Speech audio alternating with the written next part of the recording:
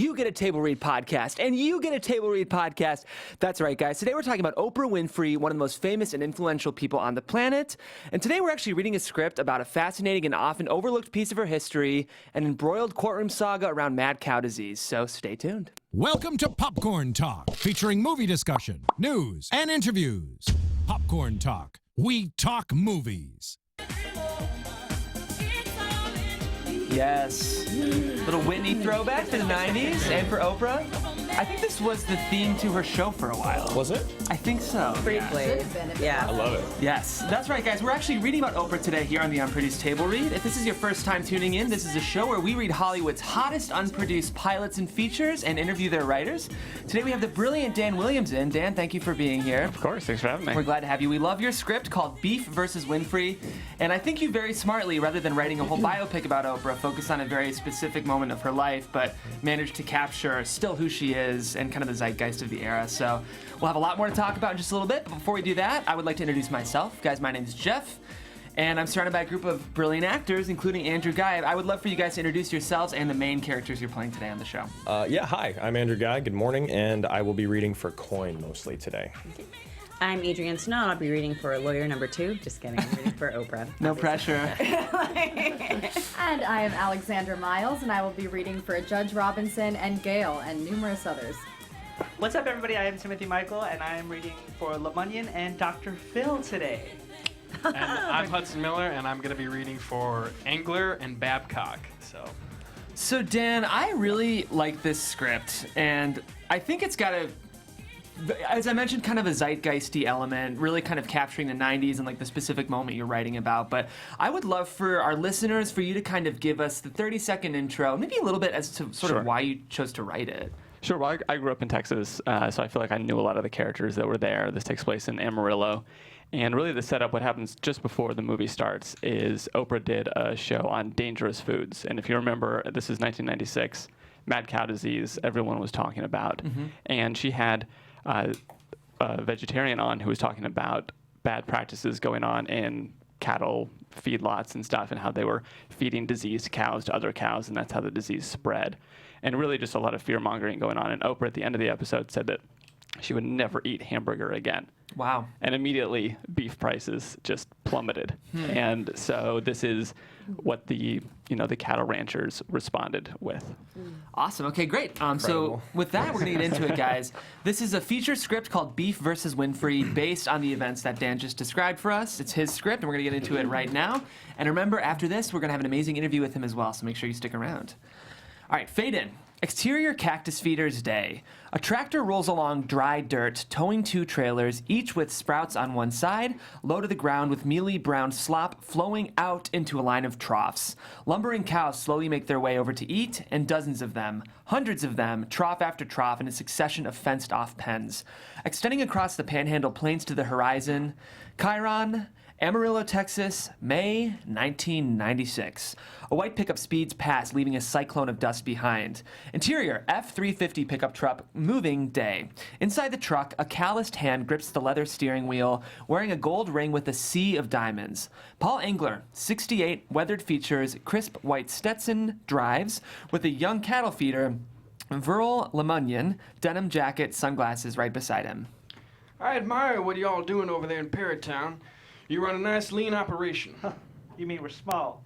I mean, you're a real cattleman. You know what this job is all about. Unfortunately, I think more and more folks have no idea what we do, what it's like to work a cattle ranch. They know we ain't cowboys like our grandparents used to be, but that don't mean we don't do this for the same reasons. That we don't care about our cattle, that we don't still get up at sunrise, ride our horses whenever we can, get ourselves covered in dust and manure. It ain't glamorous, that's the truth. But it ain't cruel. That's what folks think about us, you know? They think we're heartless businessmen. Now, I started cactus feeders to make money. That's for damn sure. But I'll tell you, I'm as far from Wall Street as you can get. But we're all looking at the same market process, and they ain't looking too good lately. Angler makes a hard turn down another row of feeding pens. Lamunion grabs the handle above the window. I had a reporter call me the other day from the East Coast somewhere. She says to me, "Why do you grind your sick cows and feed them back to your other cattle?"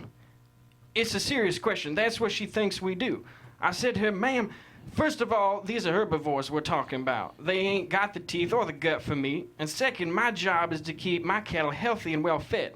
That's my entire job, so I put a lot of time and manpower into making the best plant-based feed I possibly can for them. Why would I do anything else? I mean, what the hell kind of sense would that make? It's disgusting she'd think something like that. She ain't the only one, Verl.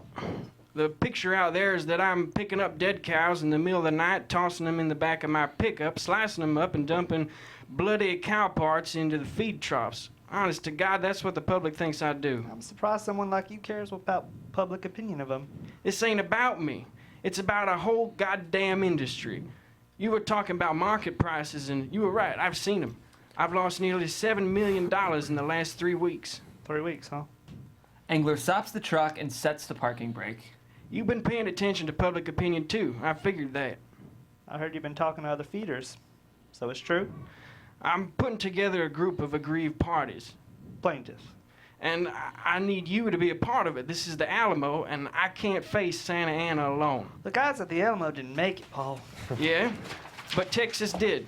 Engler gets out of the truck. Lemunyon follows toward a helicopter parked on a slab of concrete. Don't answer yet.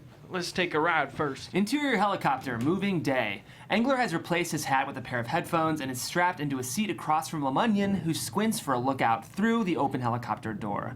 The late afternoon sun glistens off a golden body of water surrounded by a grid of feeding pens. Ooh, boy. Sure is impressive to look at from up here. Shit, is that lake yours too? It's mine, but it ain't a lake. That's cow piss. Lemunyon turns away instinctively, and Engler keeps looking outside, admiring. I moved here in 1960 with a simple goal. Make cows fatter, faster. We've been doing that and expanding our operations ever since. Now, we've got nearly 500,000 heads of cattle here. That's 3 cows for every damn person in Amarillo. How many helicopters you got? People want beef, Verl. I give them 12 million pounds a week. You're the biggest game in town, I know that. I ain't saying all this to gloat. My point is that I don't need nobody else telling me how to do my job, or thinking they even know what it is I do in the first place. And I sure as shit don't need a talk show host to tell people to stop eating fucking hamburgers. People are scared. Because lies are being told about us on television. There's no mad cow in America. There ain't gonna be. Won't happen. But like you said, folks are getting scared off by all this fear-mongering. But is a lawsuit really gonna change anything? We need to take a stand and protect our way of life, our heritage, our freedom to live the way our fathers did and their fathers, and pass that on to our children. It's under attack, and we've got to put a stop to it. Lemunyon holds on Engler for a moment. So you're gonna sue Oprah? Engler puts a hand on Lemunyon's shoulder. We're gonna sue Oprah, and we're gonna win. Lemunyon nods uneasily, then looks out at that shimmering pond of piss below as Engler sinks back into his padded seat. The sound of the rotor blades slicing through the heat slowly rises, overwhelming, until we finally smash cut to interior judge's chambers day. The last bit of Diet Dr. Pepper is poured from a can into a glass of ice. All we can hear in this tranquil space is the gentle fizz of carbonated bubbles. A diploma from the University of Texas, framed photos of adult children and grandchildren, a collage of kids' artwork taped to the office door. Judge Mary Lou Robinson, 71, sips her drink while reading over a brief at her desk. Then she looks at the clock on her bookshelf, closes the brief. Robinson goes over to her black robe hanging from a coat stand and puts it on over her dress, slips off her cushioned orthopedic shoes and slides into a pair of low black heels, checks her lipstick in a mirror on her bookshelf, and finally Robinson finishes off the last bit of her drink, sets the glass back on her desk, and calmly heads out. The door clicks closed behind her. Interior courtroom day. 2 lawyers are already red in the face, making their arguments before Judge Robinson, now seated at the bench overlooking a pristine but aging courtroom. For the defense, Charles Chip Babcock from Dallas, flanked by his team of half a dozen sitting beside him. No matter how much sway the plaintiffs believe my client has over the public... This isn't time for false modesty about Miss Winfrey's fame, Your Honor. That's Joseph Coyne from Los Angeles, representing the plaintiffs, wearing a bolo tie only for effect and spitting on every 5th syllable. There's no way one single offhanded comment on only airing of the television program can be responsible for the commodity prices of an entire industry. We don't have to prove causation. Because there isn't any. The defendant made a slanderous statement. We'd object to the term slanderous. But you can't deny the statement was made, and it was defamatory. It was an opinion. It's the disparagement of a perishable food, which is explicitly illegal. According to a Texas state law that has never been used in a civil suit before, Your Honor. There's a first time for everything. At the back of the otherwise empty gallery, Angler sits, white Stetson in his lap, with Lemunyan and 3 other cattlemen. Angler watches intently, but can feel the nervous glares of his co-plaintiffs. Even if counsel decides to wildly distort the law like this... It's called the False Disparagement of Perishable Food Products Act. I know it's a mouthful, but the law couldn't be any more specific. Cattle are animals, not apples. They're not perishable goods. I disagree, and I think we have the right to argue that in court. This is a waste of the court's time. I think Her Honor can decide that. And will only invite more frivolous lawsuits to follow. Enforcing the law is hardly frivolous, Counselor. Both men suddenly fall silent. They face the bench. Robinson is holding up an index finger with her eyes closed. The attorneys straighten their jackets, standing still, quietly waiting. And in the gallery, Lemunyan and O'Brien turn to Angler for a reaction. He only leans forward in his seat. Finally, Robinson lowers her hand and opens her eyes. Since there's no precedent to speak of regarding this law, I have to be careful while considering how to proceed. She closes her eyes for a while. No one in the gallery knows what's going on. Babcock checks with his team and they all shrug. Coyne doesn't seem fazed. Finally, her eyes snap open. I need to go to the bathroom. When I get back, I'll let you know my decision. She quickly gets to her feet as the seated lawyers scramble to stand and exits the courtroom. After a confused beat, Babcock and Coyne return to their respective tables and quietly confer with their teams. Meanwhile, a middle-aged cattleman, W.H. O'Brien, pulls at Angler's shoulder. We're putting our fight in the hands of a trip to the commode. I can't do this anymore, Paul. This is what we've been working toward. Yeah, for a year and a half. Lemunyan leans over the seat between them. And it's down to this, Bill. Either we go to trial or we don't. We should have taken the settlement. That was an insult. It barely would have covered our legal fees. If the judge says no today, then we're off the hook for all of it, ourselves. What's done is done. I shouldn't let you strong-arm me into this. I should fucking crusade of yours. You didn't know Paul lobbied to get this law written? That's right. Spent a lot of money, and now he's trying to get his investment back. We're just along for the ride. Before Lemunyan can respond, a door opens across the room and Robinson enters. Everyone gets to their feet again until she resumes her seat. The facts of this case are not in contention here. Miss Winfrey said what she said. What's up for debate are the intentions and the consequences of her statement and the show broadcast by her production company. That's a debate I'd like to have. She raises a finger before either lawyer can interject, and in the gallery, Angler grips the chair in front of him. I'm allowing this case to go to trial. The jury selection will begin the first week of January. A beat, then she lowers her head. Babcock is momentarily stunned before finally stepping forward. Your Honor, we'd request a change of venue. Coyne steps around his table, too. This is the proper jurisdiction, Your Honor. I agree. The case was brought before my court. I think it should be tried here, too. There's no way an impartial jury can be found in Amarillo. My clients are citizens of Amarillo, and they have a right to be tried by a jury of their peers. Everyone here has some connection to beef. And everyone has a connection with the defendant. The biggest employer in this city is a slaughterhouse. Counsel can question the hardworking men and women of Amarillo all he likes during jury selection. Thank you, Counselor, but I can defend my decision just fine. You may find that a connection to the cattle industry does not necessarily make one sympathetic to the claimants. I'm confident we can select a jury here that's as impartial as anywhere else. She looks back and forth between the lawyers for a beat and then nods and stands up. I'll see you in a few weeks. With that, she exits the courtroom once more. Babcock and his team gather their papers, somber and shock, and Coyne and his team shake hands, ecstatic. And in the gallery, Lemunyan grabs Angler's shoulder. Holy shit. You believe that? We did it. We ain't done nothing yet. Just earned the right to embarrass ourselves in front of a jury of our peers. He heads off down the aisle. Lemunyan congratulates the other cattlemen, then Coyne and his team as they approach. Angler stays standing in front of his chair for a beat longer, then slips off his hat, low over his eyes, and allows himself to smile. Cut 2. Interior Harpo Productions Hallway Day. Chiron, Chicago, Illinois. Black dress shoes draped in a low-hemmed slacks lumber down a dark linoleum floor. On the walls, we see row after row of framed episode stills of guests on The Oprah Winfrey Show. Diana Ross, Robin Williams, Ellen DeGeneres, Tina Turner. Phil McGraw, 47, towering in a dark gray suit, balding with a thick mustache, holds a leather briefcase, stops and looks over the pictures. Behind him, a couple of PAs, followed by hair and makeup artists, push through the double doors, busily chatting. They give a look to McGraw, then huddle closer, whispering and giggling as they disappear through another set of doors. McGraw looks down at his lime green tie and buttons his jacket. Interior, Harpo Productions, soundstage day. All the house lights are up as McGraw steps around to camera, looking out over a light blue stage, showcasing a set of overstuffed chairs.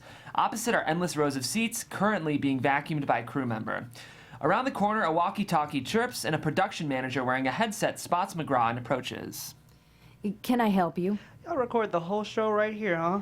That's right. How many behinds you get into those seats every day? 300? About 350. I'm sorry, you're not allowed to be down here. Well, I have an appointment with your boss. Well, her office is upstairs. That's where I was. Her secretary told me she's running late, but I think I'm getting the runaround. McGraw steps past the manager, looking up at the lights and at the rigging behind the set. Not nearly as fancy as it looks on TV. Interior Harpo Productions offices day. The production manager leads McGraw down a carpeted corridor of offices and cubicles, all painted in golden tones with high ceilings of exposed pipes. I told you I was just up here.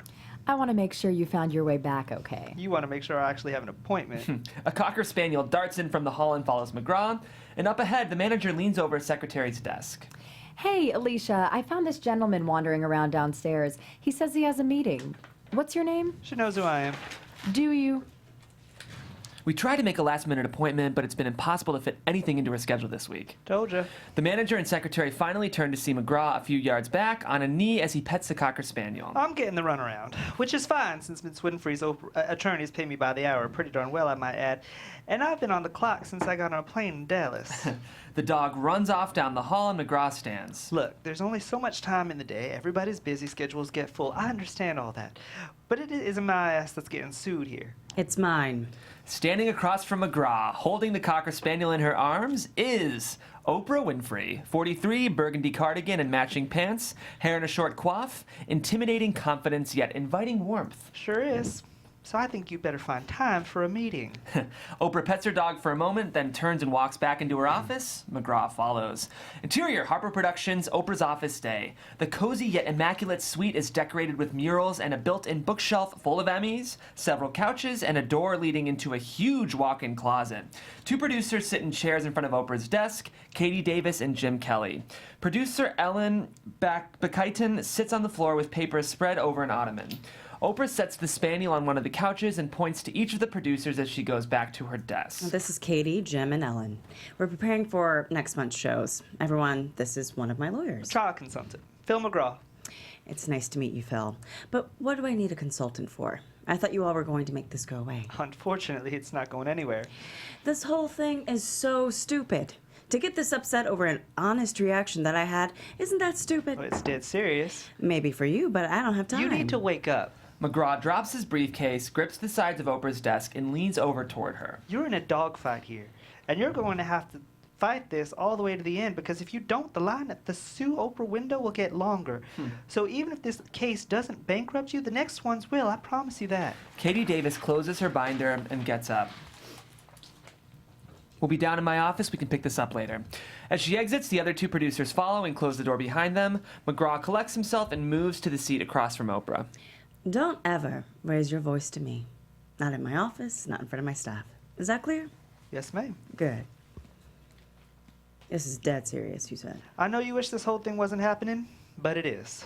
Do you think I might lose? In front of a jury of 12 Texans, anything's possible. That's why we need you to come to Amarillo.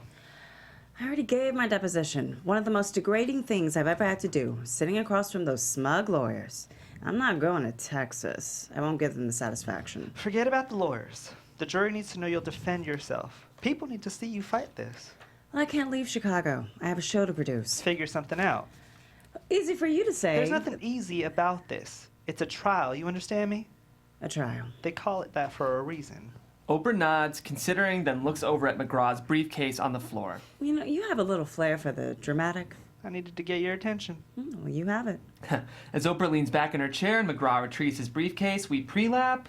But there's absolutely no way I'm going to Texas. Cut to interior, Water Tower Place, Oprah's condo night.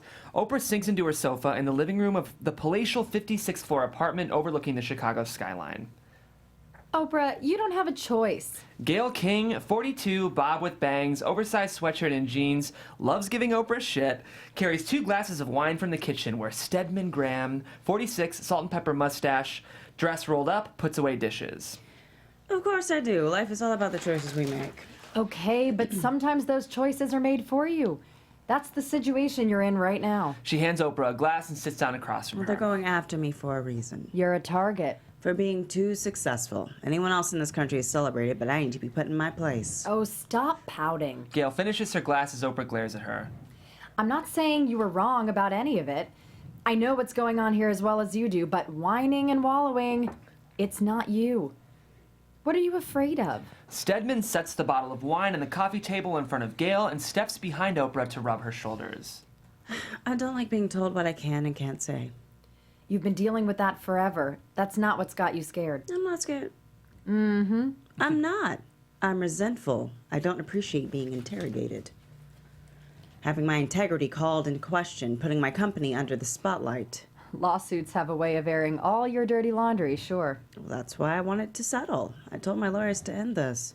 Well, if you want something done right. I can't go to Texas for God knows how long. That consultant told you to fight this, so you need to fight it. Gayle refills their glasses. You're going to go down there and do what you do best. Put on a show. With a mischievous grin, Gayle holds her wine up for a toast. Oprah taps the glass but can't help but smile herself. Smash cut to exterior Interstate 40 day. On a patch of dirt along the highway, 10 vintage Cadillacs stick out of the ground, lined in a row and covered in bright neon graffiti. Chiron, Amarillo, Texas, January 1998. A truck towing a horse trailer passes by. Then a satellite truck with the local CBS decal drives past. Then one with the NBC logo. Then CNN. Exterior Polk Street day. A quiet downtown. An Art Deco Paramount Theater sign on one side of the street. An historic black brick and terracotta bank, now a Marriott, on the other. Then a fleet of news vans, satellite trucks, and production trailers rumble through. Exterior Big Texan Steak Ranch day. A reporter and camera crew set up in front of the yellow and blue Western-style restaurant, next to a 20-foot-tall statue of a cow. Exterior J.M. Jones Federal Building day. The parking lot is overrun with news crews unloading equipment in front of a nondescript courthouse. Passers-by stop across the street to watch. Local police officers divert traffic around the chaos. We follow a pickup truck driving by with a bumper sticker on the back windshield. The only mad cow in Amarillo is Oprah. Interior Law Office of Kevin A. Isern day. Low ceilings lined with fluorescent lights. Paralegals shuffle boxes stacked in hallways into cramped offices where young associates sort through files and hunch over a couple of Dell computers. Kevin Isern, local personal injury lawyer, steps through the clutter into the doorway. We just have the one printer, sorry. There's a Kinko's down the street if you need to make copies. The associates barely nod as they continue working, passing briefs back and forth, highlighting and stapling pages. Isern moves on down the hall toward a conference room tuned in to Texas Beef Group headquarters. A TV at the end of the long table shows a national news broadcast of a reporter standing in front of a herd of cattle. Angler furiously taps on the table, shouting at Coin standing across the table. If that guy calls me a farmer one more time, I want to sue his ass. Coin walks over and switches off the television. Don't worry about the press. They're making us seem like a bunch of tumbleweed chewing yokels. Doesn't matter. It's going to be a local jury. Beside him, Rick Perry, 47, thick hair stuck in place, Texas star pin on his lapel, swings his boots off the table to sit up straight in his chair. These folks know you best, Paul. You can count on them. Coin notices Insert in the doorway and waves. Kevin, come on in. These are your offices after all. Thanks for letting us take over. Not sure if you know your state agricultural commissioner. Rick Perry. Kevin Isern, nice to meet you. Have y'all heard she's bringing the whole show to Amarillo? Angler sits down, pissed. Coin looks off and nods. It's causing a lot of extra media attention, but it won't affect our trial. Horse shit. She's trying to influence the jury. Look, the judge issued a strict gag order, so she's not allowed to discuss the trial at all. Or you think that'll stop her? It's contempt of court if she does. She's too smart for that. Whole thing still smells like shit. Perry taps the table and steps closer to Engler. It smells like fear to me. She's afraid of the lawsuit because she knows you're in the right here. He slaps Engler's shoulder. We're all pulling for you in Austin. You need anything, you just give me my office a call. And when this trial starts, I want you to go and blow the hell out of him. With a finger gun point to everyone in the room, Rick Perry exits and Coin shows him out. Left alone with Engler, Isern looks around the room for a moment, then offers... Having Oprah here might actually work in y'all's favor, Paul. People in Amarillo, they don't want all the cameras and attention. I don't think they're gonna like having her here one bit. Cut 2, exterior Amarillo International Airport tarmac day. A black Chevy Suburban drives across the empty tarmac toward a parked Gulfstream. The jet door slowly lowers. A beat. Then, Oprah emerges wearing sunglasses, carrying a Cocker Spaniel in each arm and descends the stairs. She sets the dogs down and they take off toward the Suburban as the driver opens the side door for them. Oprah lowers her sunglasses and sees something in the distance. A couple hundred yards away in the private parking lot behind a chain-link fence, dozens of people are screaming towards Oprah's plane. It takes a moment, then we realize they're cheering. These are fans holding homemade signs welcoming Oprah to Texas. She offers them a way back, smiling, then gets into the waiting Suburban with her dogs. Exterior, City Hall day. A handful of city employees stand in front of the 3-story building overlooking a long horizontal fountain stretching toward the road. They watch as Oprah's Suburban drives past, followed by 2 identical black SUVs. Mayor Kel Seliger, 44, round-faced, red-nosed, steps out with them and lights a cigarette. Well, nothing for us to do about this. They asked for a police escort to and from the courthouse. Looks like they're navigating the roads just fine. Well, what about all the vans and trucks showing up lately? Look, I spoke to Chief Neal. He's going to make sure everyone's traffic's not an issue. Everybody's got to have permits. He knows not to let this turn into a circus. It might be too late. We might have to accommodate. Yeah, let's not forget who we're working for. The citizens of Amarillo, not a bunch of media folks looking to make a mess of this city. Shouldn't we at least coordinate with Oprah's... Miss Winfrey's not getting any red carpet rollouts. No key to the city, no flowers. You hear me? Behind them, the doors open and an exasperated city clerk steps outside. All the phone lines are down. For who? For the whole city. Southwestern Bell said it's going to take a few hours, maybe till tomorrow, before they can get them back up. Well, what the hell happened? Their stations got overloaded with calls. Seliger waits for the clerk to finish. He looks around for a moment, uncertain, and then... Oprah show just aired the number for people to call for tickets. A tense beat. Then Seliger flicks his cigarette into the fountain and goes back inside the building, slamming the door behind him. Cut 2, exterior Atterbury Inn day. A 10-suite brick bed and breakfast. The trio of black Suburbans are parked in the covered driveway next to a few luxury cars. Oprah's entourage of assistants unload suitcases and large plastic bins.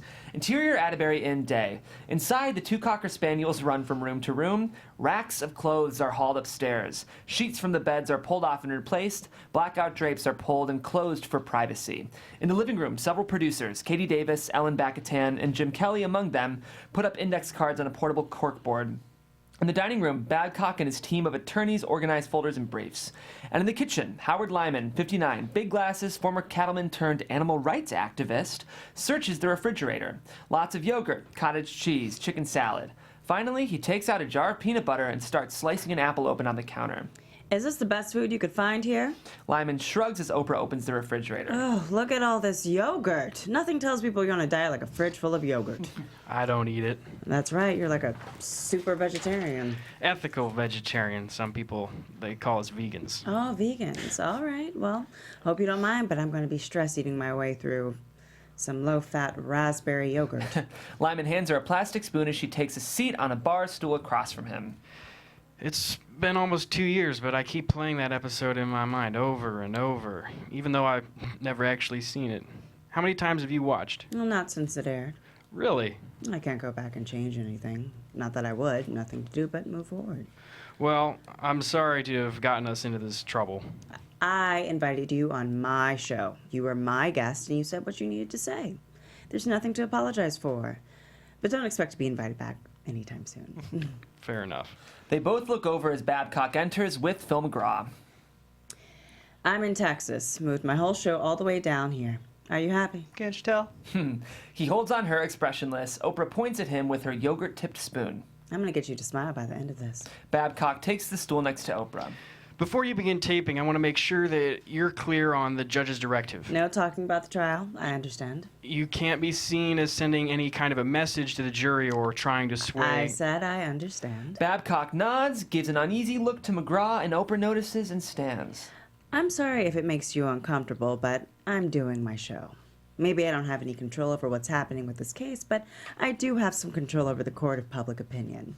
I've never lost there before, and I'm not about to start now. She drops her yogurt in the trash and leaves. As Babcock and McGraw exchange looks again, Lyman scoops some peanut butter with an apple slice.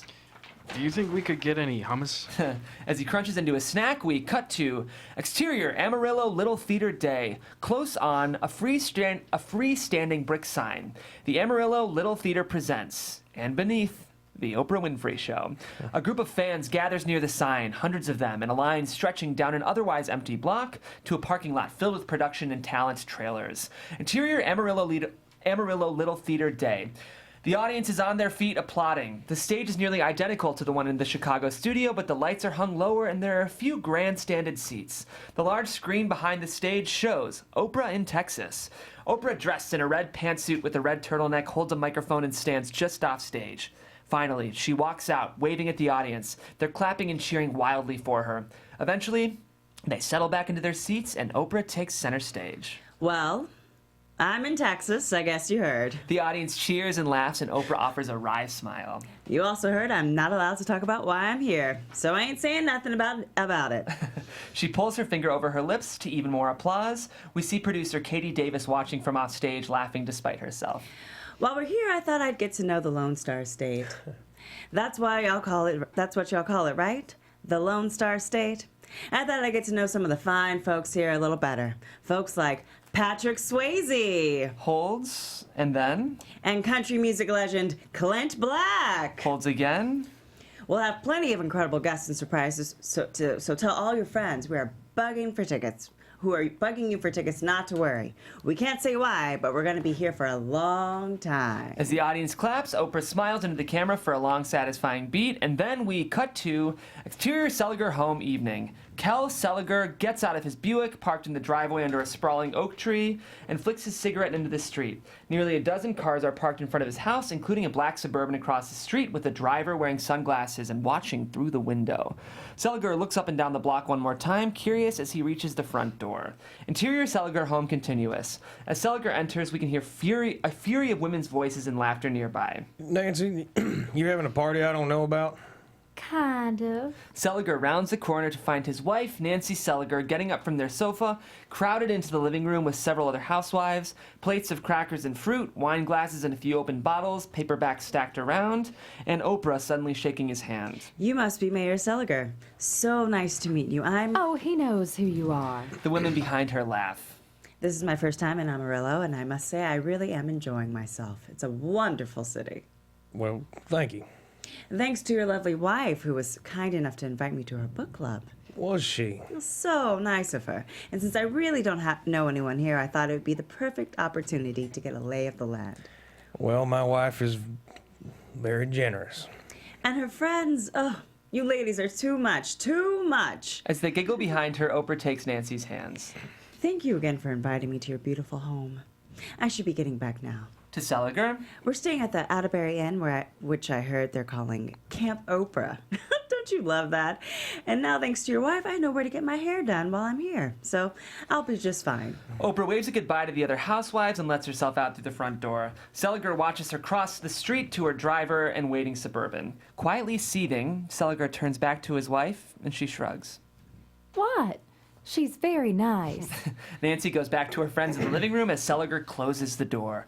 Cut to exterior J.M. Jones Federal Building morning. The sidewalks are jammed with barely controlled pandemonium. Reporters bundled for the early morning cold from CNN and Entertainment Tonight talk to cameras stationed in front of the courthouse.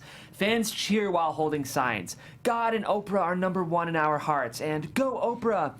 Someone wearing a cow costume holds another sign. Eating meat increases your risk of cancer.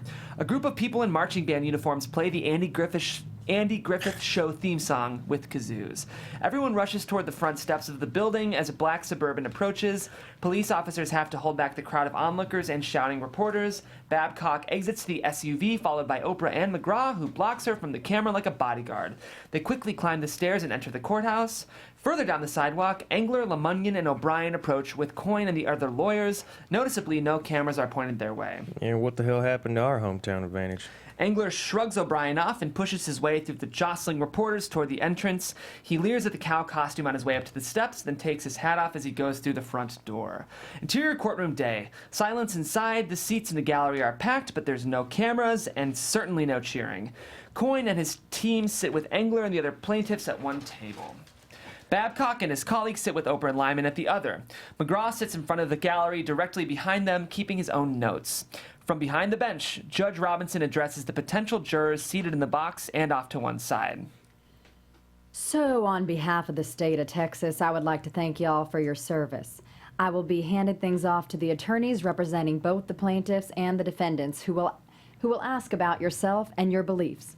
Things might get a little personal, but please answer thoughtfully and truthfully. With that, she nods toward the plaintiff's table. Coyne stands, buttoning his jacket, and steps up to a small podium facing the jury box. Thank you, Your Honor. I'll start with juror number 1, please. Good morning, sir. Morning. How do you feel about beef? I like it just fine. And how often would you say you eat beef? A hamburger or steak? Nearly every day, probably. Do you work with beef at all? I used to work at a register at Whataburger. Sure, yeah, that qualifies. Now I work at the Cargill processing plant outside Plainview. Well, that certainly qualifies. Thank you. Cut to Babcock at the podium, checking his notes as he questions potential jurors.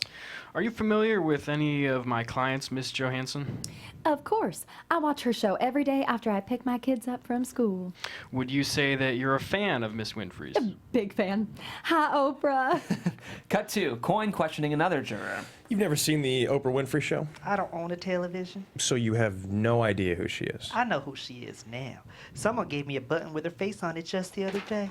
A button? Yes, sir. Got it right here in my pocket. He reaches into his jeans and pulls out a round campaign button, handing it to Coyne. The image is a picture of Oprah's face, covered by a red circle with a line across it. Cut to Coyne, Babcock, and their teams huddling in a far corner of the courtroom with Judge Robinson, pointing to legal pads covered in post-it notes, speaking with hushed voices. Engler gives a look to Oprah, but she stares straight ahead, betraying nothing. Cut to Coyne and Babcock standing at their respective tables, holding their notes and addressing Judge Robinson. Your Honor, we would please like to thank and dismiss juror number 7. Robinson makes a note herself, then looks to the jury box. Juror 7, you're excused. The court thanks you for your service. Juror 7 nods, gets up, and exits the courtroom. Then it's Coyne's turn. Your Honor, we'd like to please thank and dismiss juror 2. And then as juror 2 exits... Juror number 1, Your Honor. Cut to Coyne questioning a new batch of jurors. Have you ever worked for a cattle feeder or meat processing facility? No, sir. Any connection to the beef industry at all? My grandfather was a 4th-generation cattleman, but he sold his ranch before I was born.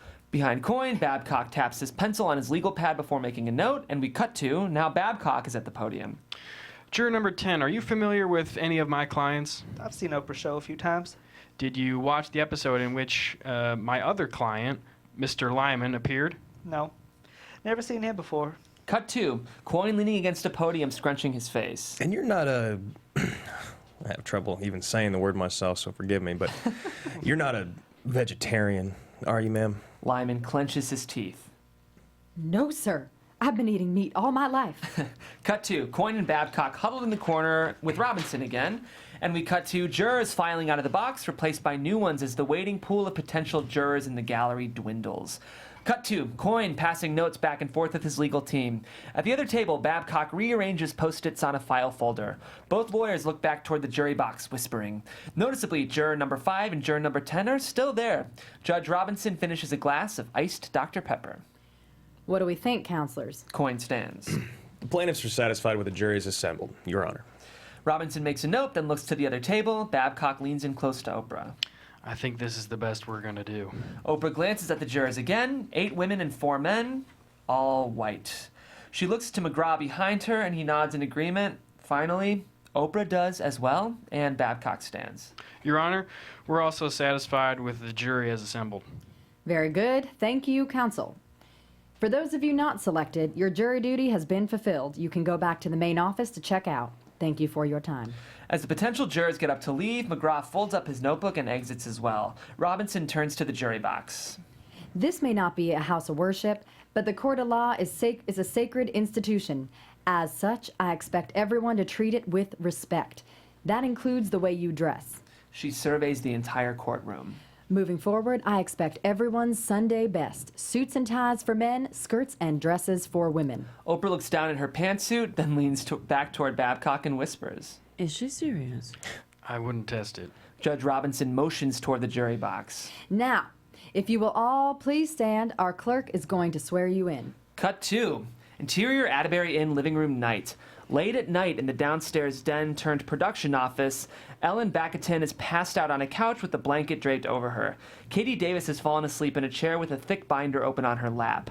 Oprah stands at the center of the room eating a cup of yogurt and reading over a sprawling, color-coded show cards pinned to the corkboard. Besides Patrick Swayze and Clint Black, we see big hair, big purses, multi-millionaire bachelors, cheating husbands, Texas justice, addicted to dieting. Oprah's eyes narrow, and she looks down at her empty yogurt. Behind her, Davis blinks awake. Nothing like an impromptu road trip to keep us on our toes. Oprah remains silent, looking up at the board, and Davis sits up, stretching. I heard we actually got a little ratings bump.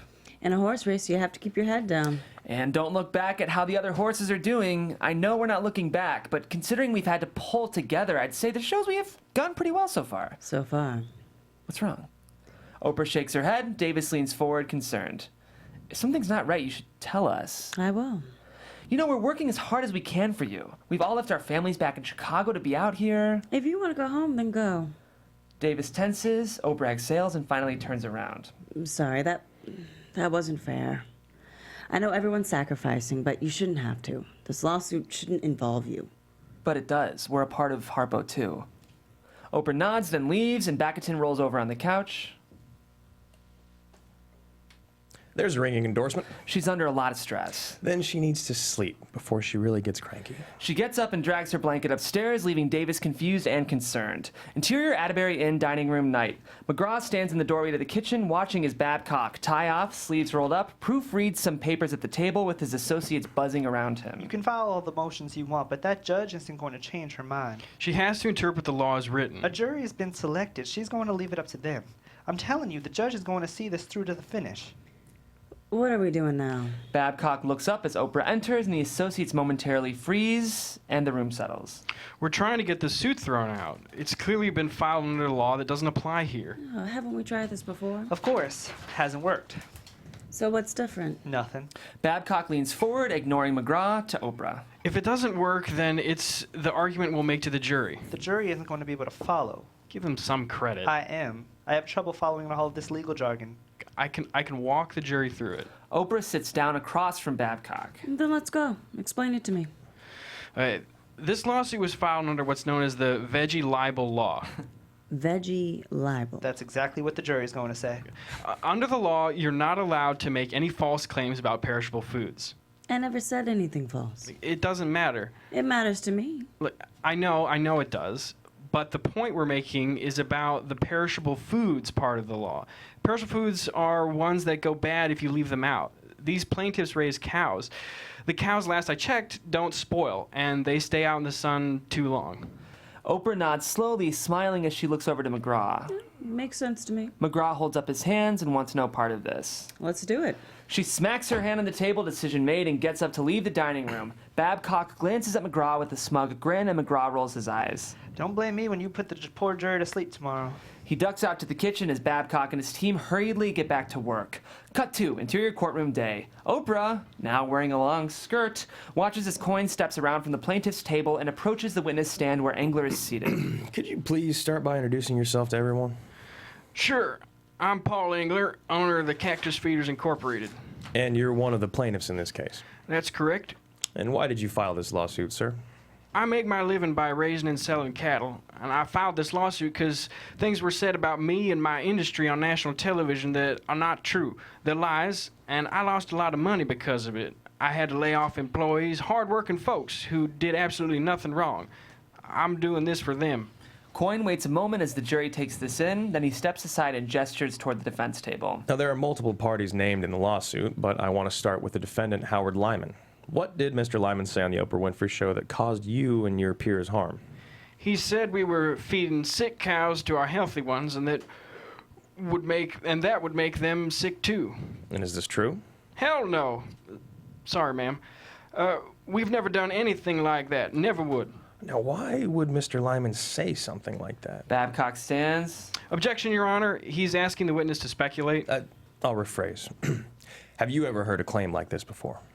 Years ago, I read a story or two, but we don't do that at any of my ranches, and I've never seen it done anywhere else. Even so, we've made new rules at the National Cattlemen's Foundation to make sure it never does happen.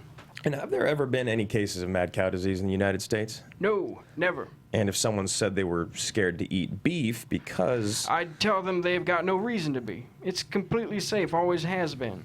If they think otherwise, it's because they're being lied to. Babcock rises again. Objection. Finished, Your Honor. He goes back to his seat, and Engler sits up in his chair as Babcock approaches. Mr. Engler, you told us that your business is raising and selling cattle, correct? That's right. You sell livestock to processing plants, slaughterhouses that kill the cows and turn them into beef products. Yes, sir. I just want to be clear that you're in the cattle industry, not the beef industry. I see your distinction, but the price I get for the cattle is tied directly to the price of beef, which has been dropping ever since that episode aired. But you don't sell beef, you sell cattle. And how old are one of your cows when you sell them? 18, 20 months? Almost 2 years old. That's a long shelf life. That's average for the industry. What I mean is that you filed this suit under a disparagement of perishable foods law, which is intended for products that go rotten if they're not refrigerated or frozen. Oprah keeps an eye on the jury. One of them yawns, another blinks to stay awake, and Babcock senses he's losing them and steps closer to the box while addressing Engler. But it doesn't seem to me, Mr. Engler, that a 2-year-old cow counts as perishable. Coyne stands. Objection, Your Honor. Counsel's instructing the jury on the law.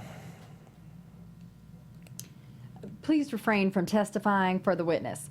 Do you have a question for him? Babcock nods and turns back to Engler.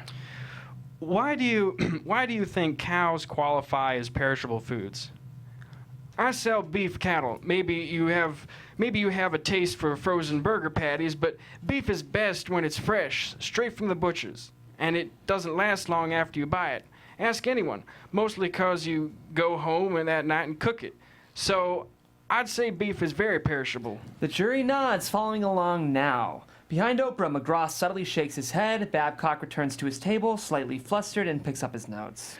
You said that you don't put restricted animal material in your cow feed. I don't put any animal material, period. It's illegal now. But we never did even before that. Never. Not one feeder has ever, not that I know of, in the entire industry. Coyne gets up. Asked and answered, Your Honor. It's okay, Your Honor. I want to make it clear that what we're feeding our cattle. It's all from plants, mostly corn, plus some added vitamins. He motions back toward the back of the gallery. One of my employees has some here, if I can show everybody. Jorge? Everyone turns as a broad Latino man. Jorge Gonzalez carries a 5-gallon plastic bucket up the aisle. Your Honor? Counsel asked about the feed. I think my client should be allowed to answer. Jorge stops at the swinging door, waiting with everyone else for Judge Robinson's response. She considers for a moment, then waves Jorge through. Let's see what's in the bucket. Babcock shakes his head in disbelief. Engler gets up, rolling his sleeves, and comes around the front door of the witness stand. Jorge sets the bucket down and starts prying off the lid. We steam flake the corn, which helps break it down for easier digestion. Jorge here is in charge of fine-tuning the mix with other grains to get it just right, just the right nutrients for the cows. Jorge pops the lid. Engler plunges his hand into the bucket and pulls up a handful of deep yellow mush with the consistency of undercooked oatmeal. There's nothing in here I wouldn't eat myself. The mixture slops through his fingers as he brings some up for a taste, while Babcock's objection is interrupted by coins, people in the gallery starting to chatter, the jurors clamoring with questions, and Judge Robinson bangs her gavel, and Oprah looks visibly nauseous. We smash cut to interior Atterbury Inn, upstairs hallway night. A toilet flushes behind a closed bathroom door. We hear the sink run and the squeak of a hand towel rack. Then the door opens, revealing Katie Davis, uneasy, pale, holding her stomach. She looks up at McGraw. Do I have to do this? Our dismissal was rejected, so the trial goes on. I honestly don't think I can. I know you're a ball of nerves, but I'll make sure you're prepared. Just the idea. She closes her eyes and swallows. You prep guests for your show all the time. This is the same type deal. Are you trying to take my job? Oh, no. I wouldn't want to be in your shoes. He grins as he heads downstairs, leaving Davis, her smirk fading and her gut clenching. Interior Atterbury Inn dining room night. Oprah stands in the doorway as Davis sits at the head of the dining table and Babcock brings her a glass of water. Look, I'll start by having you walk the jury through the Dangerous Foods episode. How you booked the guests and how you edited the interviews. Davis nods, nervous, and McGraw sets a bottle of Mylanta beside her. She smiles appreciatively. Just answer as straightforward as possible. We don't have anything to hide here. Then the other lawyers are going to press you on intent. Were you trying to make the cattle ranchers look bad? We weren't. So you've got nothing to worry about. Besides, you're not journalists, right? You're not making a news show. You're making entertainment. Oprah steps forward. I do try to inform my viewers. Of course, but you're not their news source. Well, I hope I am a source of the truth. Babcock tries to calm her indignation. Yes, and that's important. You're not saying anything untruthful. I don't lie to my audience. I'm always honest with them. And that's why they watch your show, to hear what you have to say. They're not watching to find out the news. They don't expect you to be a journalist. Back to Davis. Right? What's the primary goal of the show? To entertain people. Oprah interjects again. That's not my goal. She leans over the table, commanding the room. Since I first went on the air, I have tried to empower my audience with information and points of view that they can't find anywhere else. An uncomfortable beat. I think we're saying the same thing. I don't believe we are. Oprah stares him down. Babcock is unsure how to respond. Finally, McGraw cuts through the tension. It's getting late, and I think Katie here knows what she has to do tomorrow. Maybe let's call it a night. Davis gets up, appreciative, as Oprah leaves and goes upstairs, and Babcock avoids McGraw's knowing look. Cut to exterior Plum Creek Drive dawn. The sun barely peeks over the distant horizon along an empty stretch of road with a smattering of suburban homes on one side and a Walmart on the other. Oprah jogs on the sidewalk past a row of newly planted trees alongside her personal trainer. A black Suburban slowly trails behind them and a few fans wave across the street, but Oprah's eyes are focused only straight ahead. Cut to interior courtroom day. Coyne leans against the witness stand where Davis is seated, facing the jury. His voice is calm. And Miss Davis, your first guest was a grandmother from England. Yes. Her granddaughter was in a coma after eating a hamburger infected with mad cow disease. In England? That's right. You couldn't find an American guest? No. And why is that? Because there hasn't been a mad cow disease case in America yet. There aren't any cases of mad cow disease in the United States. Okay, so you found a guest from England. Mad cow has been in the news a lot lately, and we wanted people who could talk to Oprah about it with first-hand experience. And who was your second guest? It was a woman. Also from England? Yes, a woman from England whose mother-in-law has passed away from the disease. You began your show with two tragic, heart-wrenching stories from overseas. Then you finally had someone from the U.S., National Beef Association. And what did he tell the audience? He tried to assure people that U.S. beef was safe. And do you know how long he spoke during that episode? I'm not sure. I counted 28 seconds. Does that sound right? Could be. Only 28 seconds. Now, on the day of the episode tape, did he have more to say about the Beef Society? I mean, our interviews generally run longer than what we air, so we do edit them down. But why would you edit down this interview, though? It seems important to me. There's a lot of material, sir, and this guest didn't connect as much with our audience as the others. He was boring. Babcock leans forward in his chair. Leading. Judge Robinson nods, Coyne acquiesces, and steps away from the witness stand to pace in front of the jury. What did Miss Winfrey think about this particular interview? She agreed that we should cut it down. We always do our best to present both sides, and we're not journalists. We want to tell compelling stories. You've said that you're not producing the news, that your show is for entertainment. But at what cost? You realize even if it's for the sake of entertainment that you can cause real harm to real people. You do understand that. Babcock objects from his seat. Your Honor? Let's get to the question without the condescension, please. Coyne nods in agreement as he picks up notes from the plaintiff's table. One of your producers told us in a deposition that you taped a show about kidnapping a couple years ago, but decided not to air it. Is that correct? Yes. What was wrong with that particular episode?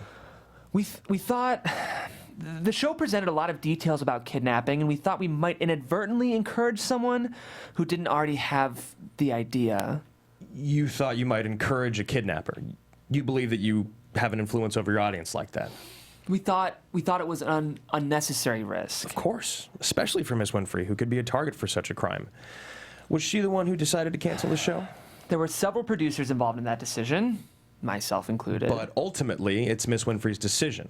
It's her show. She owns Harpo Productions. Babcock stands up to object this, exasperated. The witness has answered the question, Your Honor. She has. Thank you, Miss Davis. Coyne goes back to his seat, passing Babcock and Oprah with the smug expression. Cut 2, exterior J.M. Jones Federal Building day. Reporters and photographers crowd around the courthouse entrance, shouting questions. The doors open and McGraw shields Oprah as she hurries to the waiting SUV. Interior Chevy Suburban moving day. Oprah sits in the back, eyes focused out the window, and in the middle seats, McGraw and Babcock exchange looks. Finally, Babcock turns around and Oprah cuts him off. You need to make this go away before it tears my company apart. Babcock tries to respond. No excuses. Am I clear? Babcock nods, turns back around, and the SUV ride continues in an uncomfortable silence. Then we hear the gentle strum of a guitar and a woman's low timbre. You could have your choice of men, but I could never love again. He's the only one for me, Jolene.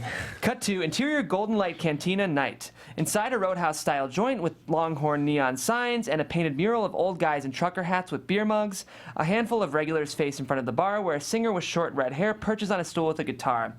I've had this talk with you, my happiness depends on you, and whatever you decide to do, Jolene, Jolene, Jolene, please don't take him even though you can, Jolene. Through the lingering cigarette smoke, a waitress brings an iced tea to the booth in the back and sets it in front of Coyne, dressed conspicuously casual in a polo and blazer. As she leaves, we see Babcock approaching, also dressed down with the brand new maroon Texas A&M cap, pulled low over his eyes, and takes his seat. Don't like the food at your bed and breakfast? This was the first place I saw that's open late. Can I assume a clandestine meeting means you don't want people to know we're talking? It means we both have a lot of cooks in the kitchen. Cooks with strong personalities, I can imagine. So, what are you here to offer? Miss Winfrey and Harpo Productions are prepared to make the same settlement we offered before the jury selection. My client's already rejected that deal, and things have been going well for you lately. And things haven't been going well for you lately, as I'm sure you've noticed. So there's no way in hell we're taking that deal. Babcock leans forward, crosses his arms on the table. I'd like you to take this offer to your clients and make it clear that it's on behalf of Miss Winfrey and her company only. Coyne holds on Babcock. He understands. Cut 2. Interior Law Offices of Kevin A. Isern Day. The next morning, Coyne sits at the head of the conference table with Lemunion and O'Brien beside him. A few associates stand with Isern at the far end of the table, and everyone watches Engler as he paces, twists his hat in his hands, then finally stops at the window and shakes his head. You know this means they think we're losing. They're losing. They're right. But there's always risk of letting a trial go all the way to verdict. Of course, but she's really hanging him out there to dry like that. She wants us to separate her from Howard Lyman in this suit, since he's the one who actually made the disparaging remarks while on her show. Disparaging? You keep saying that, but that ain't the word for what he did. For Christ's sake, he compared what we do to spreading AIDS. So it's a much easier case to make against him. But she had him on her show, and as an expert. It's her opinion that crashed the market. If we keep them together, it's an all-or-nothing case. O'Brien leans across the table. And if we settle with Oprah? Then we have to sue Lyman separately. But he's just a spokesman. He ain't got the kind of money we're suing for. Is this just about the money? It's about sending a message. But the only way to get people to listen is with a shitload of money. Yeah, we don't have to be martyrs. Engler secures his Stetson on his head, grabs his leather briefcase from a nearby chair, and sets it on the table. I told you we're not doing this for us. He opens the briefcase, picks up 2 handfuls of unfolded letters and postcards, and drops them in front of O'Brien. I've been getting these for weeks. Ranchers from all over Texas telling me they're proud of what we're doing, that somebody's finally standing up for them. He tosses a few more so they slide across the table into O'Brien's lap. Lemunion picks one up, looks it over, then looks back at Engler. We're not taking the offer. Not a chance in hell. Cut 2. Interior Atterbury Inn kitchen night. Oprah holds the refrigerator open and stares at the rows of yogurt cups. Nothing looks appetizing. I'm tired of having my name and my integrity and my company's integrity put on trial every day. She closes the door and turns to face Babcock and McGraw seated at the island. But I won't negotiate. If they don't want a deal, they don't want a deal. They're playing hardball, but we can always go back to them with another offer. They've made it clear they don't want to settle. As Maya always tells me, when someone shows you who they are, believe them. Then we'll keep moving forward with our current strategy. No, that's not working either. She lingers on Babcock for a moment and then turns to McGraw. You know it's not working. No, it's not. Then give us your opinion. I have no idea how much we're paying you, but I'm sure it's a lot, so I might as well get my money's worth. McGraw folds his hands on the countertop and ignores Babcock as he makes the most of having Oprah's ear. This isn't about libel laws or beef prices or a mad cow. You can forget all that. This is a First Amendment case, freedom of speech. It's about your right to say your piece without it being against the law. And that jury sitting there needs to know that if they vote to silence Oprah Winfrey, if they take away your right to free speech, then it's only a matter of time before someone votes to take away theirs. Only a matter of time. Oprah absorbs that for a moment, then turns to Babcock. That makes sense to me. Does that make sense to you? Back to McGraw. So go make that argument to the jury. I can't. What do you mean you can't? What you just said, make that point to the jury. It has to come from you. That's the only way. Oprah steps away, shaking her head. I told you I'm not taking the stand. I moved my entire show to Texas so I could come to court every day and face my accusers, but I will not sit up there and let those lawyers come after me again. McGraw gets up and walks around the island toward Oprah. That jury, they don't know these ranchers. They don't know me or Chip, but they know you. They trust you. If you explain to them that what this case is really about, what's really at stake, they'll listen. That's how you win this. Well, that's how I can lose it, too. So don't. Oprah holds on McGraw for a beat. That's not a smile, is it? Never. Another beat, then Oprah addresses them both. I need to think this over. McGraw nods and Oprah exits and heads back upstairs. What do you think? I think anyone who claims they know what this woman is going to do is a damn fool. He grabs an apple and crunches into a bite. But I think she'll do it. Cut 2. Exterior Amarillo Little Theater day. The line of fans huddled outside under the frigid gray sky are brought into the theater before the taping. In the parking lot, Davis makes her way through the scurrying PAs and producers toward a long white production trailer. Interior dressing room trailer day. Oprah sits in front of a vanity mirror reading a blue script while her hair and makeup team finishes their work. Davis enters and Oprah sees her reflection. We're doing the interview first and then the pre-tape segment now, right? We made the change. Great, thank you. And are we going to be able to go to the outdoor concert tomorrow with this weather? It's supposed to be sunny. We'll have a canopy on standby, but my hope is we can do it all uncovered. Oprah checks herself in the mirror, looking to her stylist. Good, because if it rains on me after all the work Vicky's put into this, she's not going to be happy. Davis forces a smile. Oprah reads her mood, nods for her stylist to give them a minute, and after they exit, Oprah turns in her chair to face Davis, sitting on the arm of the sofa. If this is about the trial, I really don't want to talk about it. I just want to get through these shows and get back to Chicago as soon as possible.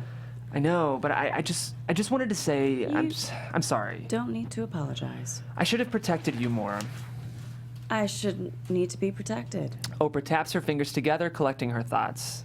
One thing I've gotten really good at over the years is talking to so many people is that I can figure out what they think about me. Whether they like me, they hate me, if they respect me, if they're intimidated by me. And this lawyer, he thinks I'm just a woman on TV who likes being famous. So he thinks I'll do whatever it takes to make sure people watch this show. He's wrong. That's never been us. Like you always say, we're running our own race and making our own show. Which I've done for almost 12 years now. So you don't have to chase ratings. This is the most watched show in the country. But what are we doing with it? We've got everyone's attention. So what do we have to say? Oprah holds on Davis for a moment, then gets up and exits. This is immediately greeted by a flurry of staff to accompany her into the theater, leaving Davis alone in the trailer. Cut 2. Exterior Atterbury Inn backyard night. Lyman stands in the backyard behind the B&B in the grass a few yards from the wooden patio under a sky blasted with stars. He's staring out the window to a cluster of homes where he can see the smoke from a family barbecue rising above their fence. He can almost smell it from there. I haven't eaten meat in 8 years. I've never missed it, but I miss standing around a grill. lighting the charcoal, getting the smoke in your eyes, everyone offering an opinion. There's a whole ritual to it. It's just not the same with a skewer of vegetables. Oprah pulls her jacket tighter as she sits in one of the chairs on the patio. You know, I'm a 4th-generation cattle rancher. 4th generation. No, I didn't realize that. Up in Montana. Grew up around cows, studied farming in college, and spent 20 years on a feedlot. So does this feel like a familiar place to you then? That's what gets me about this whole thing, to be honest. I'm one of them. But they see you as the enemy. I'm trying to help them because this won't last. It can't. It's inhumane. It takes too many resources. It's not safe. I'm trying to warn them so they have a chance to change. And change is hard. That's why people resist it so much. Oprah nods and Lyman slowly walks back to the patio. I know you've got a lot riding on this case, but I do too. With a guilty verdict, the jury could easily take every penny I have. He stops by Oprah's chair, looking through the sliding glass door at Babcock and the other lawyers busily prepping for the next day in court. But I don't think that's what's going to happen. We're in this together, and we're right. That has to count for something. Lyman goes inside. Oprah leans back, facing the expansive darkness, the smoke in the distance. Cut 2, interior Atterbury Inn, penthouse room night. Oprah sits up in bed, wearing pajamas, trying to read a book. She blinks to focus, turns back a page, finally giving up and setting the book down in her lap. Oprah gets up to answer. Thought I'd see what all the fuss was about. Oprah screams and hugs Gail, who holds onto her novelty cowboy hat. And look who I brought with me. Gail steps aside to let Maya Angelou, 69, powder blue blazer, scarf wrapped on her head, a profoundly grounded and empathetic soul, enter the room. Maya. Oprah gives Angelou a deep hug, and Gail wanders around the room, admiring. Then she spots a plate of half-eaten something on a white tablecloth table. What's that over there? Oprah turns to look, makes a face at Gail. It's pie. I'm eating pie. It's been the most stressful month of my life. I think I'm allowed to have some damn pie if I want. A beat as Gail and Angelou are stunned by the outburst. I was just going to ask if you had any for me. Gail laughs as she takes a bite out of the pie for herself, and Oprah pulls out a chair for Maya. I'm sorry. Phil warned me it would be challenging. Your consultant? He told me they call it a trial for a reason. Oh, that's good. He has some good things to say. What's he saying now? He wants me to testify. Don't you want to defend yourself? No, not like this. It's humiliating. Oprah sits across from Angelou, who takes her hand. If you're already practicing humility, then you can't be humiliated by others. You don't think I'm humble? Do you think this trial has been a humbling experience? Very much so. Then what does that mean? Oprah leans back, smiling despite herself. Always putting things into perspective. She gives tough love.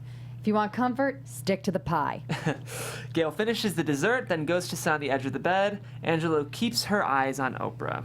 You look like you're in pain. I am. I'm hurt. I feel betrayed. By whom? By this whole situation. I worked hard to build a company to call my own, so I wouldn't be beholden to any boss except myself. And I've tried to use that position to give people opportunities so they wouldn't have to struggle the same way I did. I know I'm not perfect, and there's still work to be done, but I've done that much. And you feel like you're being punished for it? I feel like I'm not in control. I bought my studio and started Harpo so that I would have control of my show and my life. But I can't control what's going on in that courtroom. I can't stop those men from saying whatever they want about me. You can't worry about what those men are saying. Those dumb cowboys. I know you can't call them that, so I will. What they're saying isn't about you, it's about them. They're expressing their own insecurities, their own problems. But you're not responsible for them. You're only responsible for yourself. Amen, Miss Maya. Don't you think you should have someone follow her around and just to say amen? Oprah smiles and rolls her eyes. Angelou takes her hand again, tender but serious. What are you afraid of? I'm afraid that whatever I say will be taken out of context and used as a weapon against me. That's what's happening here. I gave my opinion, and now I'm being taken to court for it. They're telling me what I can and can't say. And if they're allowed to do that, then who else gets to? The response to being silenced is not to stay silent. Say what's in your heart. Show people who you really are and trust them to see you. Amen, amen, amen. Gail gets up from her bed. Show those cowboys you picked a fight with the wrong woman. She puts her pink cowboy hat on Oprah's head, laughing infectiously so that Oprah and even Angelo can't help but join in too. Cut 2, interior Chevy Suburban, moving day. Oprah stares silently out the tinted window as the crowds of waiting onlookers grow in number as they approach the courthouse, waving, holding signs, still dressed as cows. Exterior J.M. Jones Federal Building day. A TV news reporter stands across the street from the courthouse holding a microphone and speaking to camera. On the 4th week of her trial, after endless speculation, Oprah will be taking the stand in defense of the lawsuit against her. Behind the reporter, a black SUV stops at the curb. The driver opens the back door for Oprah, who steps out amidst flashing cameras and clamoring fans. She turns and helps Angelo from the car. Arm in arm, the two women walk up the steps and enter the courthouse. Interior courtroom day. Oprah sits poised on the witness stand. She looks right at the jury while Babcock stands off to the side. One of the best parts of my job is that I have the opportunity to talk to people. I love talking with people. I love to find out about things and learn with them. That's my responsibility as a host, and I take it very seriously. A beat, then she turns back to Babcock. Thank you, Miss Winfrey. He nods and heads back to the defense table. Coyne takes his time getting up from his chair. Oprah shifts in her seat, uncomfortable by the silence, and finally Coyne neatly buttons his jacket and faces her. What scientific basis did you have for making the claims you did on your show? No scientific basis, just common sense. Common sense. So you're not an authority on feeding cows. I never said I was. But people trust you. When you recommend a book, it goes straight to the top of the bestseller list. Whenever you endorse a product, it immediately becomes popular. I believe they call it the Oprah effect. I would say that I have influence, not authority. When you say something, people listen. So when you told your audience you would never eat beef... I said I'd never have another burger. Oh, I stand corrected. How many Emmy Awards have you won, Miss Winfrey? 13. I would say that many awards gives you some authority. It gives me a very nice-looking bookshelf. Oprah smiles at the jury and a few of them laugh. Did people watch your show for information or entertainment? People watch my show for a lot of different reasons. Would you call yourself an entertainer or a journalist? I'm a communicator. You communicate with a lot of people, Miss Winfrey. I heard 14 million Americans watch your show every day. Does that sound right? No, I've heard numbers like that, yes. Come on, you must know your own ratings. I really don't pay attention to them. I find that very hard to believe. Babcock stands up. This is argumentative, Your Honor. My client has answered the question. Robinson takes a considered breath. You may ask a follow-up. Coyne nods a thank you, then turns back to Oprah. As he questions her, he slowly steps closer to the witness stand.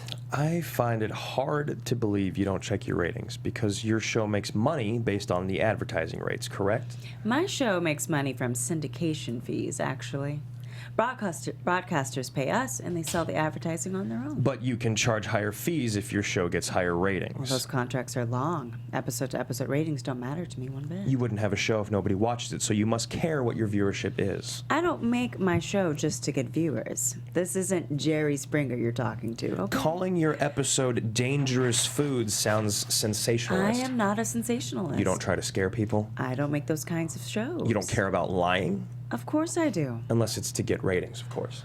Oprah turns away, Coyne so close now, practically leaning over the banister that he's spitting on her. Babcock jumps to his feet. Objection! Your Honor, counsel is out of line. Oprah wipes her cheeks, and Robinson shakes her head. He's asking tough questions, and I expect your client to answer. Your Honor... Objection has been overruled. This is... Should I hold you in contempt? A beat, silence in the court. Babcock collects himself. It's been a long morning, Your Honor. I would please ask for a recess. Robinson looks over to the clock mounted on the wall. We could all use a bathroom break. 20 minutes, then we start back again. On time. From the judge's gavel bang, we cut to interior courthouse day. Oprah paces inside a vacant office. Lyman, Babcock, and the other attorneys confer out in the hallway. After a moment, McGraw knocks on the door and he enters. How's it going? How's it going? You saw me up there, you tell me. It's not going well. Thank you for that. You know it's a nice job you have, charging a lot of money to tell people what they already know. Not that different from being a psychiatrist. Is this therapy now? Would that help? What would help is if we'd settled this case before it went to trial. Can't live in the past. Oprah looks out the window into the hall toward Babcock. This was a bad idea. I shouldn't have let you talk me into being on that witness stand. Did you see that lawyer? He spit on me. You were dodging his question. Oh, so it's my fault. He doesn't have to be so aggressive, but they're being defensive up there. Because he's trying to trap me. Ignore him. How? McGraw leans against the desk and puts his hands together. This isn't your TV show. You don't have to put on an act. I'm not acting. I'm a successful businesswoman and a responsible television host. Yes, you're all those things, but you're also a woman. Just a regular person like everyone on that jury, and they need to see that. The only person I can be is myself. If you don't like what I'm saying up there, I'm sorry, but that's me. That's you, the host. That's you, the businesswoman. That's you as the queen of television, who everyone invites into their living rooms on weekday afternoons. And who's it supposed to be? Just you. Oprah holds on McGraw, shaking her head slightly. You are so frustrating sometimes. Should be all the time, or I'm not doing my job right. He gets up off the desk and opens the office door for her. Interior courtroom day. Oprah slowly crosses the front of the courtroom to take her place on the witness stand. The clerk approaches and raises his right hand, and Oprah does the same. Do you solemnly swear to affirm that the testimony you are about to give in this case now on this trial is the truth, the whole truth, and nothing but the truth, so help you God? As Oprah listens, we can see Gail and Angela watching in the gallery, and McGraw leaning against the railing behind Babcock's team. I do, so help me God. Finally, the clerk leaves, and Oprah has a seat. Coyne stands at the plaintiff table looking down at his notes. Before we took a break, Miss Winfrey, we were talking about whether or not you consider yourself an authority. Which I do not. But you told us that you have influence over your audience. I may have some. You have the influence to move markets, Miss Winfrey. If I had that kind of power, I'd go on the air and heal people. I wouldn't use it to talk them out of eating beef. But that's what you did with this episode. You failed to check the credentials of your supposed expert, and you forced your staff to make a biased edit. You fabricated the entire thing. Oprah takes a calming breath with a glance to Angelo in the seats. Then she leans close to the microphone. My show has been built around people. Just regular people who have a story to tell. And the more sensational their story, the higher your ratings. I object to the term sensational. I provide a forum for people to express their opinions. This is the United States of America. We're allowed to do this in the United States of America. Coyne is stunned for a moment, along with the rest of the courtroom. Some in the jury nod, get restless in their seats, and Coyne refers back to his notes. I understand how you feel. I don't believe you do, Mr. Coyne. I am a black woman in America, and I have gotten where I have by believing in a power greater than myself. I come from a people who have struggled and died in order to have a voice in this country, and I refuse to be muzzled. Coyne nods, tight-lipped, and looks to the judge. Your Honor, could you please instruct the witness to only answer the questions asked? Babcock rises from his chair. My client should be allowed to defend herself. What are we doing here otherwise?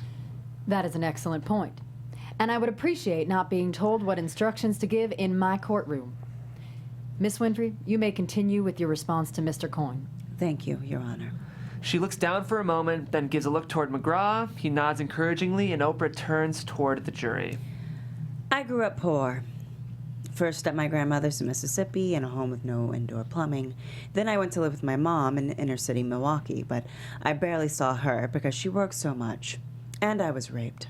Several times. By a family who was supposed to be raising me. When I was 14, I gave birth prematurely, and my son did not survive. Oprah reaches for a tissue, steadies herself, and in the gallery, Gail squeezes Angelo's hand. In high school, the other students would remind me just how black and just how poor I was. My mother cleaned their houses, but I managed to get myself into Tennessee State University, and I became the first female news anchor in Nashville. When I took over at AM Chicago, there weren't any other black, overweight women hosting television. But we became the highest rated show in the city. She turns back toward Coyne and speaks directly into the microphone. I'd had to fight my entire life against poverty, abuse, racism, sexism. It's completely improbable that someone with my background would be as blessed as I am today. But I'm still fighting every single day. That's why I'm in this courtroom right now. To defend my name, to defend my right to speak my truth in the face of any power who wishes that I would just stay quiet and stay out of the way. I have the voice now that I didn't when I was a little girl, when no one would believe that was being done to me. I'm the voice for women today who don't feel safe to speak because I know what it's like to hurt like that. So I'm here, Mr. Coyne, to make sure I'm heard, to make sure they're heard, and to let everyone know that we cannot be silenced. Oprah sits back in her seat, her eyes pointedly fixed on Coin. He glances at the jury, clearly hanging on Oprah's every word, then retreats back to his table. That's all, Your Honor. As Coin takes his seat, Gail, tears in her eyes, points and smiles at her friend, and Oprah finally exhales. Cut 2. Exterior law offices of Kevin A. Isern Day. Isern holds the front door for a couple of associates carrying boxes out to a car backed into a parking spot with its trunk open. Interior law office of Kevin A. Isern Day. Inside, Isern squeezes past more associates hauling boxes and binders out of the office as he makes his way down the hallway toward the conference room. What the hell happened in there? The former lawsuit HQ has mostly been cleared out, leaving plenty of space for the plaintiffs to stew. Angler retrieves the hat he threw from the ground as Coin leans against a window at the far side of the room. She never refuted editing the footage or booking biased guests, and she can't refute what she said. The facts are still on our side, gentlemen. The facts aren't gonna matter. How could you let her go on like that? I didn't have a choice, and the jury isn't going to buy her clearly theatrical testimony. They were eating up every goddamn word she was saying. They're still on our side. O'Brien sits up, fists on the table. We've lost him. We've lost this whole fucking town, Paul. Beside him, Lemunion shakes his head. It's brought nothing but negative attention on us. To cattle feeders, to our state. Don't you be so dramatic, too. It's the truth. I think Texas still supports us. Have you noticed that Rick Perry hasn't returned any of your phone calls lately? Why do you think that is? Angler considers, slides his Stetson back on. I heard he's making a run at lieutenant governor. He doesn't want any of our stink on him. My neighbors won't even talk to me anymore. We're doing this for them. Well, they wish we hadn't. We're pariahs. That woman took money from us. You know as well as I do that the market was already dropping. Folks were worried. She said that they were already thinking. Angler chews on his words, finally throwing his hands up. What do you want? We can't go back, so it's up to that jury now. He sits down, refusing to look at O'Brien or Lemunion. We can always appeal the verdict. How much is this going to cost us? This is as far as I go. Lemunion gets up and walks out of the office. O'Brien follows. Angler leans back in his seat, puts his boots up on the table, and pulls his hat down over his eyes. Cut 2. Exterior Atterbury Inn backyard night. Oprah walks across the back lawn, wrapped in a scarf and heavily wool coat. Only a handful of lights glow in the distance. Her 2 cocker spaniels sniff around the grass nearby, and behind her, McGraw steps off the porch wearing a thick coat himself and approaches. How'd I do? You have a way of connecting with people like I've never seen before. It's my job. But it's not work, is it? Comes naturally. You enjoy it. I wouldn't be on television for as long as I have if I didn't love it. Back in that courtroom, was that you doing what you love? I haven't loved any part of this. Meeting you has been good, but outside of that... She smiles and buries her hands in her coat pockets. Sorry it took so long for me to finally listen to you. You've got a lot of people in your ear. Some of them are pretty smart, too. But I came around in the end. You did. Turns out you're good at what you do. Who'd have thought? All the advice you give, these little sayings of yours. You should write a book. I'll get right on that. He smirks and Oprah claps her hands together. Aha! See, I knew I could get you to smile. Oh, I figure I can let loose now that closing arguments are finished. And now we wait. I know it's making you anxious, but if it's any consolation, know that you've done all you can to win this case. Mostly because you've done a nice job taking my notes and putting them to work. Thank you, but that doesn't entirely feel like a compliment. I asked you to perform a certain way in front of the jury, and you did it. You told me to be myself. You still think that was a performance? I think it was another side of you. A painful side. One that you don't talk about a lot, but you've shown it to people before. It's my story. It's my truth. I know it is. But it's not the whole truth, is it?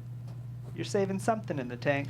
McGraw blows into his hands, grits his teeth in the cold. Oh, I'm just talking into my ass now. And I'm off the clock, so you definitely don't have to listen to me anymore. He heads back toward the bed and breakfast. I'll see you tomorrow. Apparently, I've got a book to start writing. As McGraw goes inside and closes the sliding door behind him, Oprah takes a seat on the patio, exhausted. Fade to black. Over black, we hear the domineering twang of a West Texas AM radio host. Here's a woman who shows up in an Amarillo with a private jet and her entourage. Cameras following her everywhere. Couldn't be any more big city media elite. Fade in. Interior F-350 pickup truck morning. The sun rises behind the feed trailers, making their rounds, filling troughs. Angler sits in his truck listening to the morning radio show. But the longer she's here, the more folks have gotten to know her. And from her own testimony in court yesterday, I have to say this is about as self-made an individual as you're going to meet. You want to see the American dream? She's it. She is. Doesn't Oprah Winfrey have the kind of heart and perseverance that we used to look for in the great Texas men of the past? The men that tamed the wild frontier? The men who could accomplish anything? Men who didn't need lawyers to help them earn a living. Angler smashes the knob to turn the radio off. He stares out the windshield, fingers digging into the steering wheel. Then he hits the radio again and again and again, the volume dipping in and out until Angler knocks the knob from the radio and cracks the glass on the dial. Then he sits in silence, still, watching the cows meander around their crowded pens. Cut 2, interior flower shop day. A florist ties a ribbon around a vase of yellow roses. Mayor Seliger writes on the card, to Oprah. His wife, Nancy, approaches the counter. I thought you told your staff not to send her flowers. These are roses. Nancy smiles as Seliger hands her the pen to sign. I can't believe this trial's finally ending. No matter what happens, this town's gonna miss her. Nancy nods in agreement, and Seliger tucks the card into the bouquet as we match cut to interior Atterbury living room night, the vase of roses sitting on the coffee table, a blue index card dropped inside of it, then another, then a couple of green cards, some pink and yellow ones. Oprah pulls a card from the corkboard, reads the segment pitch, and then tosses it to the floor behind her. QVC makeup tips, confronting your cheating spouse, celebrity decorators, one-night stands, parents of child actors, fitting into your old jeans. Looks like we need new cards. Davis gathers a few, stacks them neatly on the table. Vatican follows behind her, takes a seat on the couch. Oprah looks over the now mostly empty corkboard. We need new ideas. These Texas shows have been strong because they're held together thematically. Maybe we need a theme going into the rest of the year. No, not a theme. We need a purpose. Vatican and Davis exchange uneasy glances as Oprah slowly turns back away from the board. When I was up there on the stand, I was accused of making sensational shows, of chasing ratings. I knew that wasn't the case. I'm not Springer or Geraldo or Maury, I know that, but I couldn't articulate exactly what makes me different. Ricky Lake could make this episode. Sally Jesse could do this one. But not like you. The style would be different, but the point of the show would be the same. I don't want to do that anymore. A quiet beat. Vatican leans forward. Are you leaving the show? Oprah paces in front of Vatican and Davis, who watch with growing concern. On my very first episode, I said that I wanted my show to allow people to understand the power they have to change their own lives. But I haven't been doing that. I got lost. So now it's time. I truly delivered on that promise.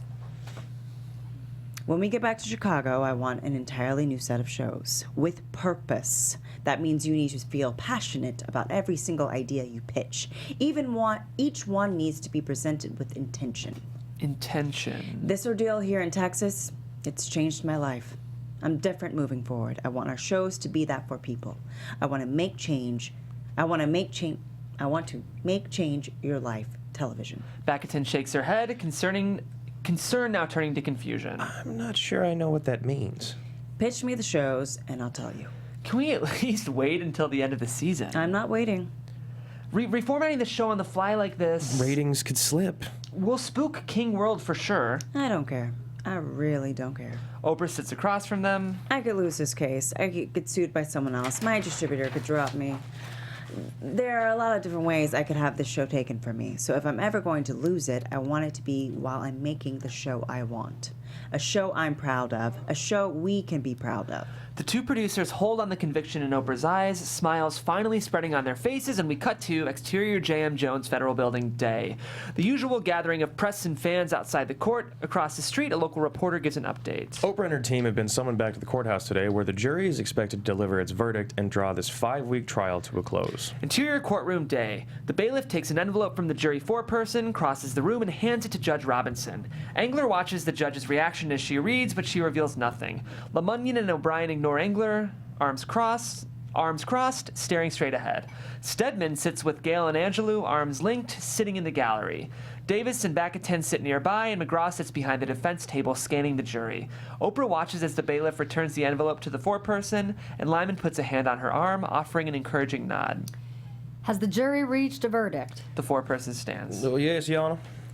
Will the parties please rise? Coyne, Engler, and the plaintiff's table get to their feet, as do Babcock, Oprah, and the defense's table. Judge Robinson reads from a document. In the case of Texas Beef Group, the plaintiffs against Oprah Winfrey, Harpo Productions Incorporated, and Howard Lyman, the defendants alleging causes of action for false disparagement of perishable food products in violation of the Texas Civil Practice and Remedies Code Section 96002. Looking to the jury, How do you find? the foreperson takes the paper from the envelope, unfolds the verdict, and... Cut 2. Exterior J.M. Jones Federal Building day. Police cars and officers block traffic in front of the courthouse. A black SUV is parked near the curb, and the bottom of the entrance steps is a podium with dozens of microphones. Reporters, cameras, fans, all waiting in near silence. A rustling through the crowd. Cameras are lifted onto shoulders and anchors jockey for position. Cops hold people away from the steps. The courtroom doors open. 2 security guards step outside. Then Babcock, head down, squinting at the sudden sunlight. He turns to help Oprah, wearing her sunglasses, out onto the top of the steps. She looks at the crowd and then raises her hands. Yes! Cheers and applause fill the block. Oprah takes off her sunglasses and throws a fist into the air. Yes, we did it! She puts an arm around Babcock as they descend the stairs together. McGraw follows behind, even he smiles too, and Oprah arrives at the podium, at home in front of all the cameras crowding in front of her. First, I want to say that free speech not only lives, it rocks! The crowd screams in enthusiasm with her. So if I ever took free speech for granted, I won't do it again. Cut 2. Interior Atterbury Inn living room day. Assistants and staff carry luggage down from the upstairs bedrooms, and in the dining room, Babcock and his team pack up their remaining documents into boxes. In a way, I appreciate this lawsuit because it's reminded me why I do what I do. Oprah stands in the living room holding one of her dogs, watching the blank corkboard get rolled away. Davis and Baccatin approach, carrying stacks of fresh white index cards. Oprah nods. Let's get back to work. It's difficult to tell people things they don't want to hear, but that they need to hear. Cut 2. Exterior J.M. Jones Federal Building day. At the podium, Oprah looks to Stedman, Gail, and Angelou standing behind her, and McGraw at her side. And I've had people do that for me, and I'm always grateful for it. Cut 2. Exterior City Hall day. A handful of city employees stand in front of City Hall watching Oprah's caravan of Suburbans drive by. Mayor Seliger steps outside, and they quickly scatter back into the building. Seliger lights a cigarette as the SUVs round the corner and disappear from view. Cut 2. Exterior J.M. Jones Federal Building day. Engler stands at the podium now with a smaller group of reporters and cameras gathered in front. Obviously, the verdict didn't go the way we'd hoped. Cut 2. Atterbury Inn day. The black cars file out in the driveway. McGraw steps outside just in time for a small wave to Oprah's SUV as it pulls out onto the street. But I believe the fight was worthwhile in the end. Cut 2. J.M. Jones Federal Building day. Coyne puts a supportive hand on Engler's shoulder. We made an emphatic point that U.S. beef is safe. Not much reaction from those nearby. Behind Engler, more people exit the courthouse at the top of the stairs, and 2 women raise their hands, cheering. Woo! Oprah! Down the way, a city reporter sweeps the sidewalk with a push broom, collecting a couple of buttons with Oprah's crossed-through face, then piles of discarded We Love Oprah posters, and a crumpled cow costume. Cut 2. Interior law offices of Kevin A. Isern Day.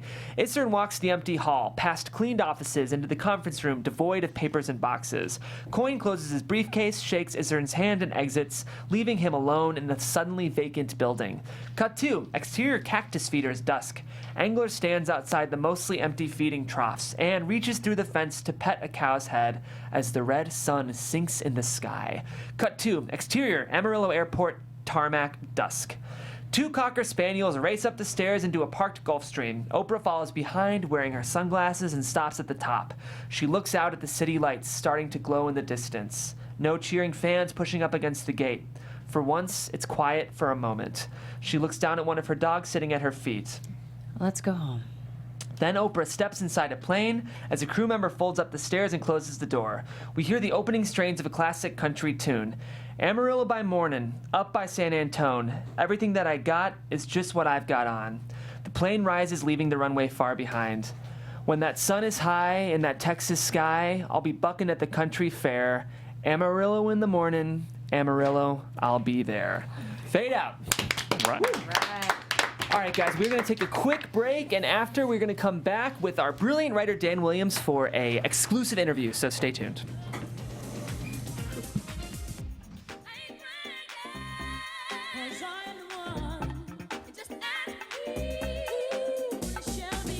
All right, guys, we're back on the Unproduced Table Read. We have Dan Williams in studio, who wrote the script we just read. Dan is a USC graduate from their BFA screenwriting program. He's worked at WME, ABC, Sony, NBC, Universals in the television development departments.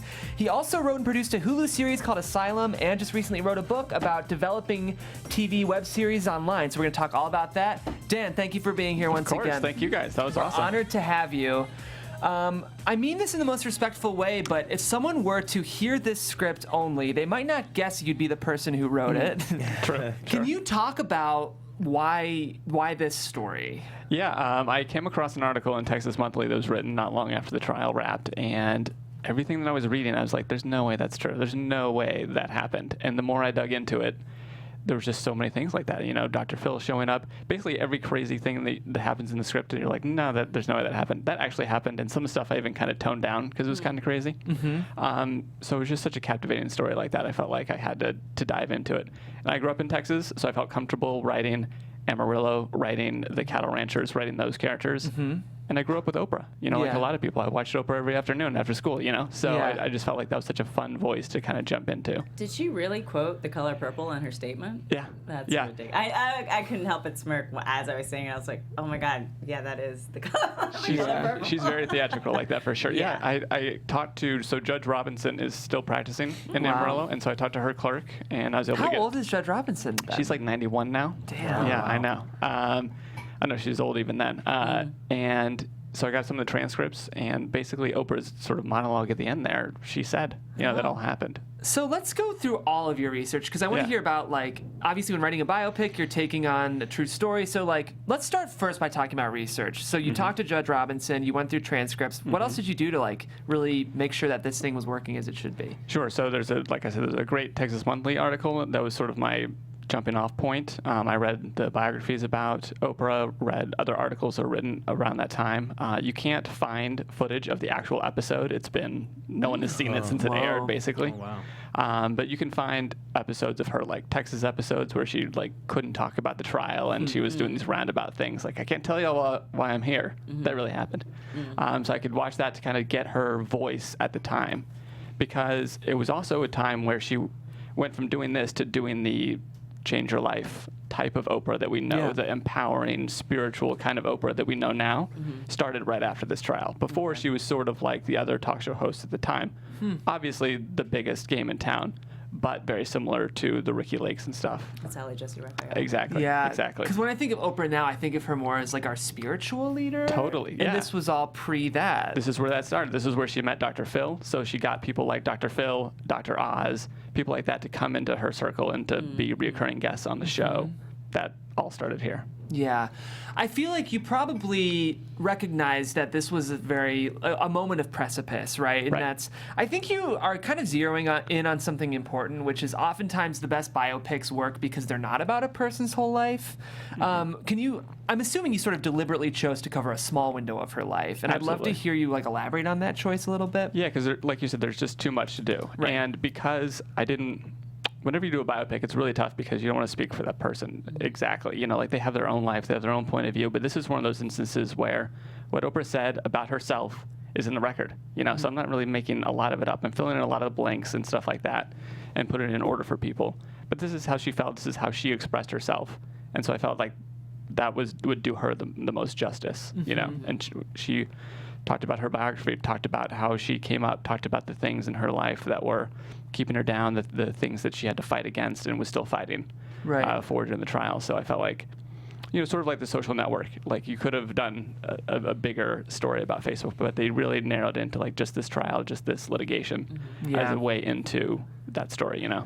Aaron Sorkin's pretty good at that because Steve Jobs was the same way. I don't know if you saw that, but that was an example of that movie plays out in real time, and it's 3 separate moments of his life, and each moment is almost really just one long scene. But a great writer can really give you the full picture of someone while still only giving us a microcosm of their life. Right. I think you've done that really well in this Oh, script. thank you. I would be nervous to write Oprah. I had a lot of fun. I gotta admit, because like I said, there were these touchstone quotes that you could pull to sort of get her voice, and it's one of those things that once you start writing, I don't know, I had a lot of fun with it. It was one of she became a character to me, like you would take a character like, I don't know, if you're writing for Luke Skywalker or Batman or someone that's like been in your life for a long time. Yeah. I could sort of divorce it from the real woman and write to the persona that I've seen on TV so much. Yeah, the thing I'd be nervous about, though, or that I would assume would be a challenge, was you have to write public Oprah versus private Oprah. So that was fun. Can you talk about that? Yeah, so I think that was where I took the most liberties, was her conversations with Gail, with Maya. I knew those conversations were taking place. She talked about them.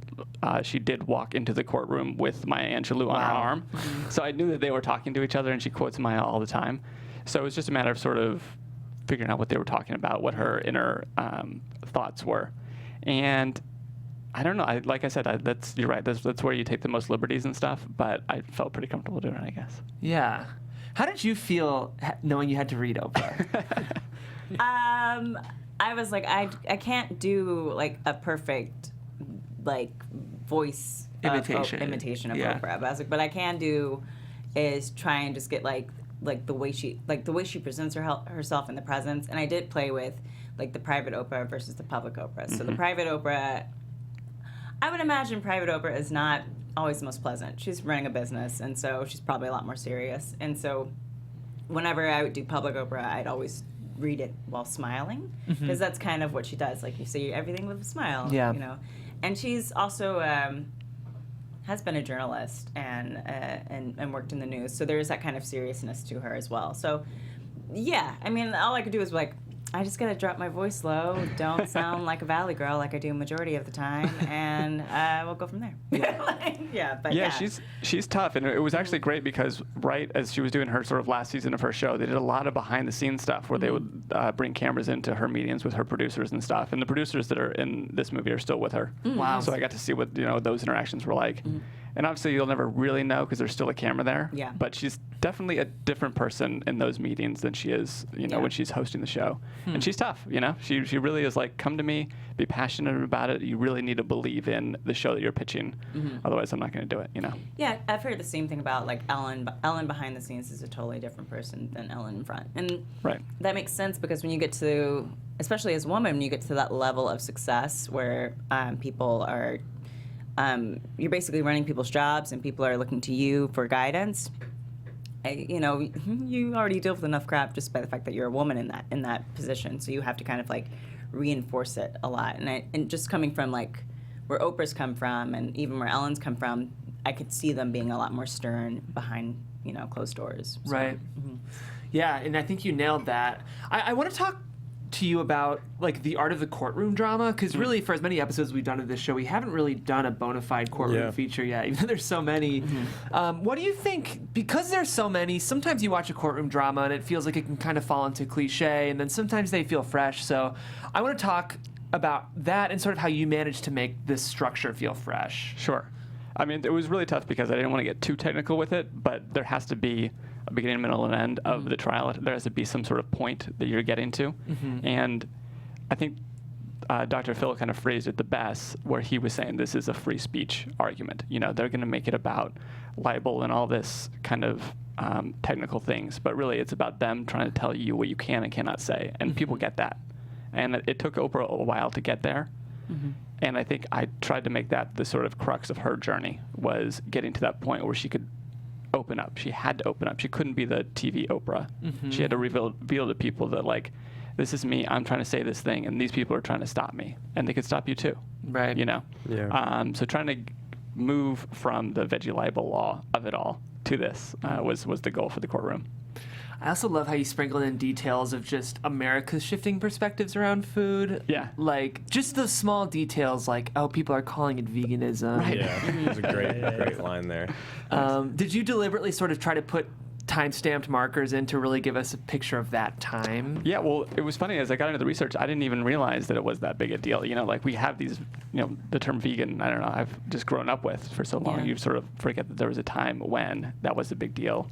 I'm But- from Texas as well. Oh, okay, and yeah. I'm from Houston. And so I remember when Oprah, I wasn't living there at the time, but my dad's still there. And I remember when she came down and there was that kind of question. And even like circa 2012, I went there for South by Southwest. And I was like, oh, are you vegan in South by Southwest? Are you dying right now? And they're like, Right. yes. so I was like, yeah. So especially in Texas, there is that kind of weirdness around people who don't eat meat because it's just so much a part of the culture.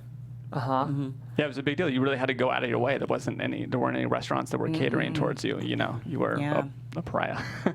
What were some of your biggest discoveries or surprises that you kind of encountered when doing all this research and writing this script? I was just surprised the whole way through, to be honest with you. Yeah. That's what drew me to it initially. But I think the sort of Dr. Phil of it all, like how he came to be, like coming in as a consultant, and just the bond that he formed with Oprah. I knew that, you know, obviously she brought him in and supported his show and all that kind of stuff. But I think this was really like they really bonded. There's a real like deep friendship and respect for each other that I'm not sure I understood when I got into it. You know, like he saved her. This was a big deal. She could have lost millions of dollars. Like this was a much bigger trial than I think she wanted to admit to herself off the bat. And he was the one who got her to wake up. You know, Yeah. that scene in her office where he says it's not my ass on the line. He said that. That's a real like quote from Phil. You Wow. know, telling her like to Oprah. Like, wake up, Oprah. Who says that to Oprah? Yeah, exactly. You have this brilliant ability throughout the script that I think is so necessary in biopics and kind of in movies that don't really focus around like a fantastic moment. It's just kind of like a slice of life, essentially, where you do this thing where it's like they cheers and then they smile and cut to this. And you do that a lot throughout the script. But it's brilliant because it keeps it incredibly compelling. And as a reader and as an actor and as a viewer, when those moments happen, you kind of like, you and your friends kind of smile and you're like, what's coming next? Yeah. How did you inject those so well, I guess? Like, did you find moments when you were writing it originally where you're like, maybe this is kind of dragging or it's a little slow or kind of boring? Because like that Angelou, Gail, and Oprah scene is incredible. It's so well written, it's so poignant, and then at the end of it, they all like laugh together. And even Angelou laughs, which is one of those things where you're like, yeah, they're having a good time. Yeah. Like, what's happening next? You know, so like, how did you inject those so seamlessly? I think, you know, I tried to do stark juxtapositions between the scenes. You know, you would have a scene where, like Kevin Iser and the attorney would be like, oh, you know, people in Amarillo aren't going to respond to this. They're not going to care about the cameras and stuff. And then people are cheering outside. You know, like I tried to do moments like that, just so you could sort of see that along the way. But really, when I write something like this, I just do a ton of research before I put any outline together, any pen to paper. And I'm just highlighting things like this has to be in the script somewhere, this beat, this moment, this thing that this person said, this crazy detail, the people playing kazoos outside, you know, things like that. I was like, that has to go in there. So that I'm just like sort of bursting at the seams when I actually start outlining and writing, you know. Good advice. Yeah, that's such an interesting point to start every scene thinking of juxtaposition by the end of it, because you do it so much and like you don't even really think about it as a reader until if you lay it down as A, B. No, it's actually just an equation I do, and it works so well. So I think that's an awesome note for writers. Yeah. I was going to ask, roughly from when you first had the idea of like, I want to write this story, how long did it take you to, you know, basically arrive at this final draft? Like roughly, was it like couple months, several years? I'm always curious. I write very fast, you know, for better or worse, you know. So the research part of it was probably the longest part. That probably took a few months. But once I decided, like, okay, I have enough to get going. Yeah. 2 months, I think. Oh, wow. You know, Yeah. I write really fast. I know.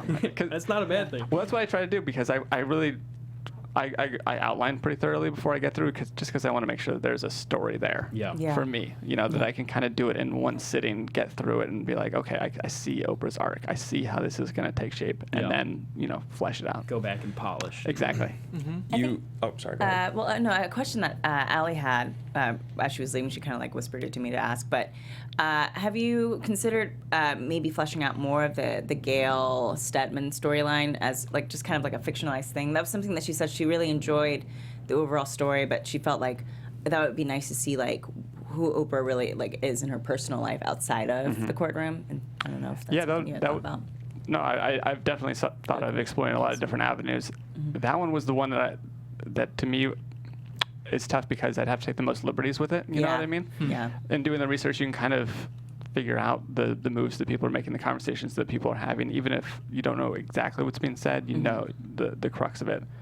And I'm not really sure what happens. She's such a private person. I don't even know what the inside of her apartment looks like. Yeah. I did kind of, I mean, whoever, if this gets made, the production designer would have to just wing it because no one knows. Maybe ask her. Yeah, exactly. I do love how Stedman had no lines. Yeah. Because I don't think I even know what Stedman sounds like, to be perfectly honest. Yeah, I basically, well, right. To me, that was sort of like, whenever you write a script like this, there's so many characters, sometimes you have to do some condensing and combining. And so that was one of those things where I just gave anything that he might have said, I just gave to Gail. Yeah. Like all the supportive things. That makes sense because I think when people look at Oprah in real life, Gail is like the person to be like her buddy and like the one who you actually see her interacting with. And Stedman's just always there, but kind of like also never heard. Right. Just in the corner. Hi guys. Yeah, basically. That's true. He didn't even show up in Texas until the very end. Yeah. Until she took the stand. So I don't. There was nothing really to put in there. Yeah. So. What I think is so interesting about this is the balancing of the protagonists, because there's no real antagonist. There's no real villain in this, even though Coyne is kind of probably the worst, and Engler maybe, but they're really just two people that are kind of fighting for, one of them's doing their job and the other one's trying to save his job. So how did you, and no one's ever going to root against Oprah, right? Like you're never going to read it, like start a movie like, well, I hope Oprah loses by the end of this. So how did you find that or how did you find that balance, or create it, I should say, of making us kind of pulling for the cattlemen? And honestly, like I like Coyne, I liked Engler, I liked all of them, and the fact, that moment that they have of, when they pull out the letters and like, no, there's no way in hell we're giving up this trial. You get that real sense of like Texas pride. How did you make it so that we weren't just like rooting against Oprah? Yeah. Because I honestly wanted her to lose for half the script until like halfway through, and I was like, all right, well, I guess. Freedom of speech, god damn it, That's great. Well, I think one of the reasons I responded to this is because I grew up in Texas, and so I knew those people, and I think you really have to have sympathy and empathy for your characters, and I did. I feel for them, I know what that's like, and I think there's a lot of part of the country right now who's feeling like kind of left behind or not heard, or like their way of life is under attack. They can't do things the way they've always done it before, and that's tough. That's scary, and sometimes you don't know what to do with that. You don't know what to do with that energy, and I feel like that's what those guys were. Is they felt like they were being attacked, they were being misunderstood, and this was the only thing that they could think to do. Yeah. So I sympathize with that. I get it. So I did try to. I'm glad you responded to it, because that's what I responded to as well. Yeah, I mean, I think that's probably one of the most interesting things about the beginning of this script is that you open on the two of them, and by the end of their conversation, you're kind of like, hell yeah, let's sue Oprah. That sounds like a great idea. Sounds like a really bad famous last words. Yes. Yeah, exactly. I think it would have dramatically changed the script to start with Oprah. Like, I think you were really smart to wait 12 pages until we actually see her, because it does reorient us as an audience, I think. Did you have any questions for us about the script? Were there any other avenues that you wanted to be explored? Anything that you felt might be confusing? In addition to things like opening Gail up and things like that. Did you understand the point of view of the ranchers and stuff? Definitely. That's great. Yeah, and I love that this is a 92-page script. Is that what it is? Which is just like, this could have gotten so boring so fast if you'd written like 20 more pages. So I think that this is incredibly tight and concise. And Thank you. I mean, I like Gail so much that I'd love to see a little bit more of her, but honestly, like, I don't really like want more here, because it's so good, and Yeah, that's not the story you're telling. Like, I get why Allie asked that question, but I also get why that's not a part of it, because it's really about this moment in her life and how it ended up being really monumental. Like, I remember not really thinking of it in that way, because even though I'm from Texas, I was like, they're not going to beat Oprah. Like, she's Oprah. Beat Oprah. But yeah, just to focus on that one aspect, because there's so much to Oprah, like even in that ending monologue that she has, there's just so much life that she's lived that you could really you could do a whole story on Oprah's life, but it would probably be really long and exhausting to sit through, because being Oprah sounds like it's really long and exhausting. Yeah. You know what I mean? Yeah. So. Yeah, I think I really liked Seliger and Nancy. And we saw a lot of them, but it would be interesting to maybe see them have a private conversation. Yeah. It might just feel like fat though if you wrote it. Is he kind of the window into what actually happened in Texas for us, since he's the mayor? Because it's like their storyline is so like quick, and it's not really too deep, but it's very impactful. Right. You know. Well, I think exactly. Just seeing sort of the change of the town and all that stuff happened. You know, he said like don't. No red carpet, no flowers, right. and then he sent her and flowers. Then he sends her flowers. Yeah. You know, Yeah. and Oprah didn't actually show up at her house. I made that part up, but she did call up his wife to get tips about book club and where to get her hair done and all that kind of stuff. So That's great. you just Call couldn't the get mayor's wife. Yeah, you just couldn't get away from it. Well, that was her mission. Was like, okay, if I'm going to go to Texas, I'm going to win the town over. Yeah. I'm going to get them to love me. You know. Yeah. It's something that when Gail and Maya was introduced, I was like, this is probably true, but this also made me realize how different Oprah's life is from like everyone else's life. The fact that Maya Angelou is just gonna roll up and say, "Hey, like, what?" Or like you're hanging out with the mayor's wife, and so it's nice to see that because sometimes I feel like people do forget that Oprah has this entirely different life because she seems so amicable and like approachable, right? Kind of, but. Yeah, so that was kind of nice to be reminded. Oh, yeah, she's like a superstar. I know, I love that. I was like, yeah, well, Maya says, and I was like, that's got to be Maya Angelou, right? Yeah. Like, 'cause who else? And then, like, 5 pages later, there she is. Yeah. Which I want to talk about that scene, because you said that you wrote that scene. Right. You basically, drew that all up. How did you write for Maya Angelou? Because it was brilliant. Thank you. And also putting Oprah in her place with Maya Angelou was brilliant. Yeah. Well, I think just figuring out the dynamics, figuring out that Oprah normally commands whatever room she's in, except if Maya Angelou's there. That's the way I like to think of it. Then she's deferring to Maya. Yeah. She really genuinely cares, and she quotes her all the time. Yeah. That quote about when people show you who they are, believe them. She says that all the time, and it's I think that's how she lives her life. I feel like most black girls under a certain age use that a lot as well. When we're giving advice, when we're having like girl talk, when somebody's complaining about a boy, and I'm like, well, if someone shows you who they are, believe them, because that definitely like once because there's video of Maya saying that to Oprah, right. And that's the first time that Oprah's ever heard it, and then she starts using it. But that's so funny. Like that's how culture works. So is it's filtered through Oprah. Yeah. Like if Maya had just said that, how many other teenagers would be quoting her, right? Yeah. But because Oprah brought that forward, then everyone's like, oh yeah, tip your tongue. Right. Yeah. You zero in on that in the script. I mean, it's the Oprah effect. She Yeah. has that power. Have you ever pictured this as a miniseries? Because I couldn't help but think of what Ryan Murphy would do with this. It'd be great, right? Yeah. Yeah. I think you would just have to blow it out. I think I would do different moments, I guess. Yeah. If you wanted to do a broader biography of Oprah, you could do a miniseries version.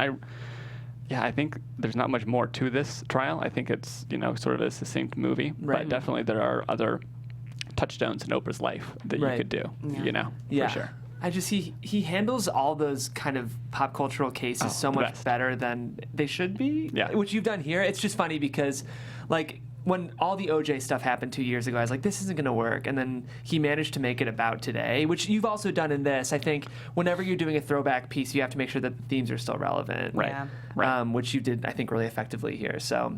I think, someone like Ryan Murphy would be great for this. Yeah, there's probably very few writers who would say no to Ryan Murphy. But cool. Well, anything else or questions for us or questions from the panel? No, thank you guys. You guys did such a great job reading. That was a lot of fun to see it on its feet. It's a pretty fresh script, so it's nice to see people read it. Yeah. Have you ever had it read before? No, it's the first time. Yeah, is there First time. anything that you would, things that worked, didn't work, you want to change, things that stood out from your first table read? I don't know. I was actually really happy with it. I don't know. That's good. Yeah. You're allowed to be. That's fine. Okay, good. No, I really liked it. I thought you guys did a great job, so thank you. Thank you. Thank you. This has been really fun, Dan. If people do, really quick, I want to let you promote your book.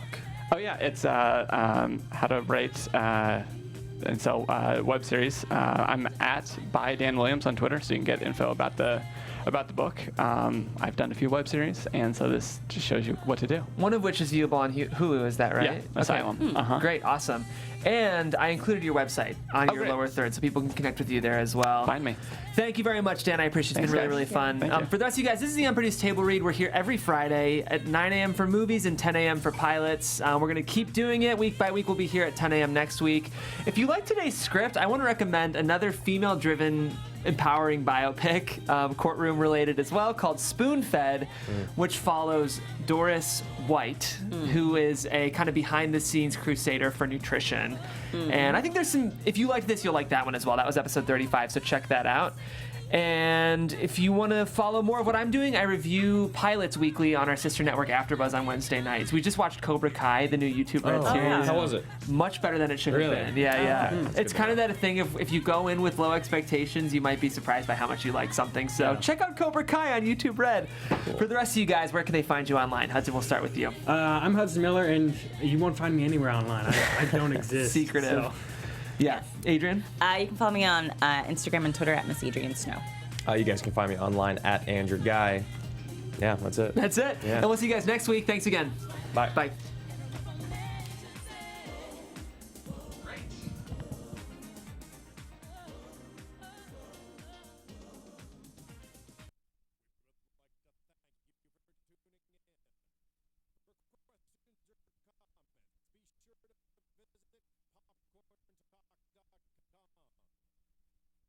From producers Maria Menounos, Kevin Undergaro, Phil Svitek, and the entire Popcorn Talk Network, we would like to thank you for tuning in. For questions or comments, be sure to visit popcorntalk.com.